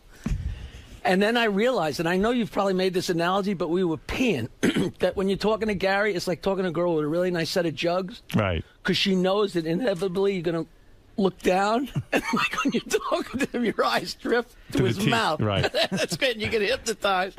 We're laughing already. It really is true, because even today when Gary was standing at the microphone waiting to talk to me about something, I look over and he's trying to cover his teeth with his lips.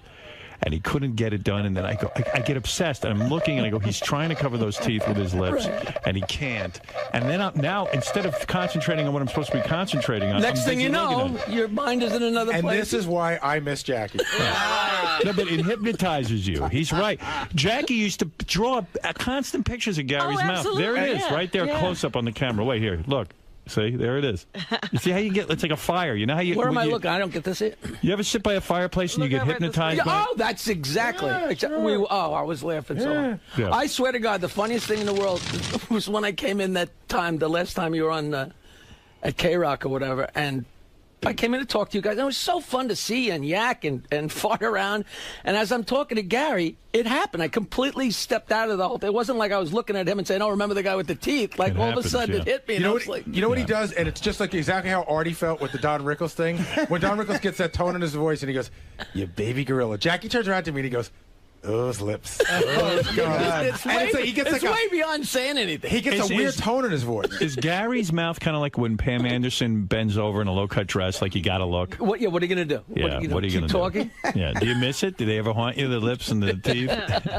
I'll tell you, the guy at the roast said his teeth look like a lineup of urinals at Shea Stadium. Yeah. That was the funniest thing I've ever heard. I forget who that was. That was Greg Fitzsimmons. That's really good. That was so funny. Did you see how he totally shifted Fred? It was Fred and it was a boom. Right. Fucking left turn to Gary. Let me keep talking to Fred so he can stay on my case. What am I, stupid? That would always blow my mind. We'd be having a conversation about something entirely different. No, Fred, you were having a conversation with Fred. And he always steers it back to those teeth. Gary's teeth is the ripcord for Jackie. Absolutely. It's the ripcord. That's what he does. That's his thing. Didn't you ask me? You're a guest. I thought you asked me. No, you did. He did. No, you said, hey, by the way. That's part of being a guest, Jackie. You brought it up. The art of deflection that John tried to master. Do you see what I create in this room? Do you see it? Exactly. There's magic. There's It's magic. not as good as when I'm not here. But do you realize that Jackie's two favorite ball-busting moments, for me anyway, are Gary one time sent out a mass email with a mistake. Instead of the word make, M-A-K-E, he wrote EMAC. No, it's A-M-K-E, which is a common... I make the mistake all the time, but whenever I do it, I lie. Whenever I make that mistake, I see those gums. So Jackie now, everyone, he puts AMKE in every one of his emails. I did it the other day. Howard, I did it the other day. 15 fucking years ago, the guy sent me an email. Right. I hope you AMK a lot of fun. Fuck you. And what's the other one? The other thing has to be. Come on, that never gets old. I forgot about Amke. I heard Tony listens to the show too. Is that true? Yes, he does. He loves you. Mr. X. Oh well. Whatever. You're a dead man. That cat's out of the bag. Amke. Good going. And Amke. the other big Gary ball busting moment. What was I just thinking of? The hair on the back of my haircuts. No, I was thinking the other mistake. When I used to sing "Beautiful Dreamer," when he tried to talk to I don't remember that. Oh, What was yeah, that? you know what that is? because he looks like Mighty Joe Young, and he'd come in and try and talk to you during commercials to try and explain to you, try and get your attention. Because he has like a 2-minute window. He's like, "Oh, come on, so we have this guy, so we have that guy, so we have come in," and like you'd be, and also I'd be back there going, because Mighty Joe Young, the theme song was "Beautiful Dreamer." That's how they calmed the she'd ape play down. that to calm down the ape, and I'd be going, and he'd go, "Shut up!" and you'd be like, what's going on? No, that's why listening back then, no subject was too heavy. Whatever rap you were doing at any moment, it could be derailed by a half an hour abuse section on Gary. Or what Gary would. Or on me. Wow. I mean, I would point it to him to get it off me. But Gary would hate it the most when I would be yelling at him. Yeah. And then I'd be done. And then Jackie would slip me a note like, look at those fucking teeth. He'd write a line. It was over, and you were. Well, what would happen was he would leave. Door, He would leave, and just as he's going through the door, I'd go, look at that ass. Gary, come back. I told you, the thing that used to make... It's like this. It's a barn. The thing that used to make me crazy with Jackie is you really would be done, right? Yeah. You'd be done. Right. And there would be this small moment of silence where you would be regrouping to think of what subject you were going to go to. And that's where you'd hear Jackie go... and that would remind you to fuck with me some more. Right. It was crazy. Yeah, it would keep going on and on. It would, and because he would laugh, and that would fuel you, and like, oh, maybe we should fuck with Gary some more, because it's obviously funny. My favorite story you would tell about that time that I've overheard you guys talk about is during a commercial it wouldn't even stop, because Gary had to come in and get actual work done, and Jackie would pass a picture of his teeth. That was maybe my other favorite thing. He would hold 2 pieces of paper up to his lips. Those were Gary's teeth. So like even during but the fact that it's during a commercial, yes, there was no cause for it. It's just such dedication to ball breaking. Look, Jackie would do this. Right? You go, Come on, that's funny, man. No question, it's funny. Gary's trying to make a point. Everybody's laughing. And then Jackie got into... that's a commitment. Jackie got into a weird phase where he was cutting out these white pieces of paper and putting the teeth on... he put them on Elliot Oppen over there. He put them on the cover of Rudy Giuliani and the paper. He would just tape them to everything. Remember? That's true.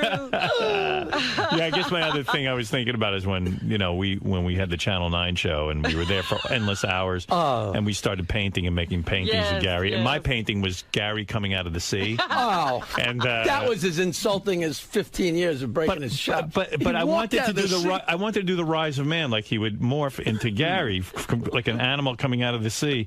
And I never had the skills as a painter. No, but the Buoy Lisa, that was Fred. Fred was good. I saw that T-shirt. You know, we're all fooling around and wearing berets and breaking balls. He was Da Vinci. Fred. I mean, he climbed into the role and just was, But see, that was work of art that lasted forever. The part that was that hard for you? was hurtful and insulting. Was it drawing the pictures? I get it. No, Jackie's I'm laughing insulted. at That was a good piece of art. You know what? I opened the door. You guys are supposed to be working for real. Well, that's you guys, how we you guys are supposed to be back there writing bits. And Artie, I opened the door, and all 3 of them, like the fucking Three Stooges, have easels and berets. They have fucking berets on. You're forgetting the smock. I opened the door, and they were laughing their ass off. Like, it's really like a fuck you. You know what I mean? Well, that wasn't even being taped. No, that was just fun. I don't think we had cameras back then. That was us entertaining each other. That was us saying, look, we did a whole morning show. Then we'd sit there for hours and write every sketch for the Channel 9 show. You got to keep the writer's room loose, guys. I know. It was, an unwinding thing they were doing. And then here's where it got crazy. But we had berets. I mean, come on. And where'd that come from? Somebody sent us berets, and we'd walk around the station in our berets. And then we had people cleaning our paintbrushes. Well, you said we want to paint, and didn't they send up paints and brushes and But here's where berets? it got really, really insulting. So Jackie and the guys would just... Here's where it got insulting. Jackie and the guys would draw... Because now it's all coming back. They would draw, like, pictures of me on a just plain piece of 8x10 white paper. Remember? And it would just be... And they tacked them up. Howard would draw something, Fred would draw something. So at one point, they filled the entire wall. I'm not kidding. From top to bottom. And then they would draw one that they really liked, and they would fight over which one to take down to put up the new one. And it would be, no, you can't take that one down. Well, they had to be quality control. There had to be a decision that only Gary art was what they were going to do. Well, at one point I had this idea because we were so popular in New York. I would start a museum and then just hang every picture that we drew of Gary and like our fans could come and see all the Gary art. It would be so funny. It would be so funny. Do you still have those pictures? We must. Did you collect all the had to be over pen 100. and inks? There was the paper and ink? The etchings. There were tons. Yeah, maybe I have them. Jackie might have them for all. Well, I have just notes where I'd write a joke about Gary, but draw the big circle head with the teeth taking up 90%. What I resented was Jackie would use up every canvas because he would do 3 or 4 paintings a day. Yeah, he had no quality control. He's just reminding me that he started drawing Gary. At first, Gary had a head and eyes and nose, and eventually Gary became the mustache and the teeth. Right. And he would just hold them up. And then remember, we morphed into our executive producer, Dan Foreman. We morphed into drawing Dan. There was a few Dans on the wall. There was some Dans, but mostly Gary. Mostly Gary. Hey, well, we obsessed on Dan for a while because he's not the world's prettiest gentleman. Look, there's Gary. Look at the TV monitor. There he is. You know what? I think he's still pissed off at me.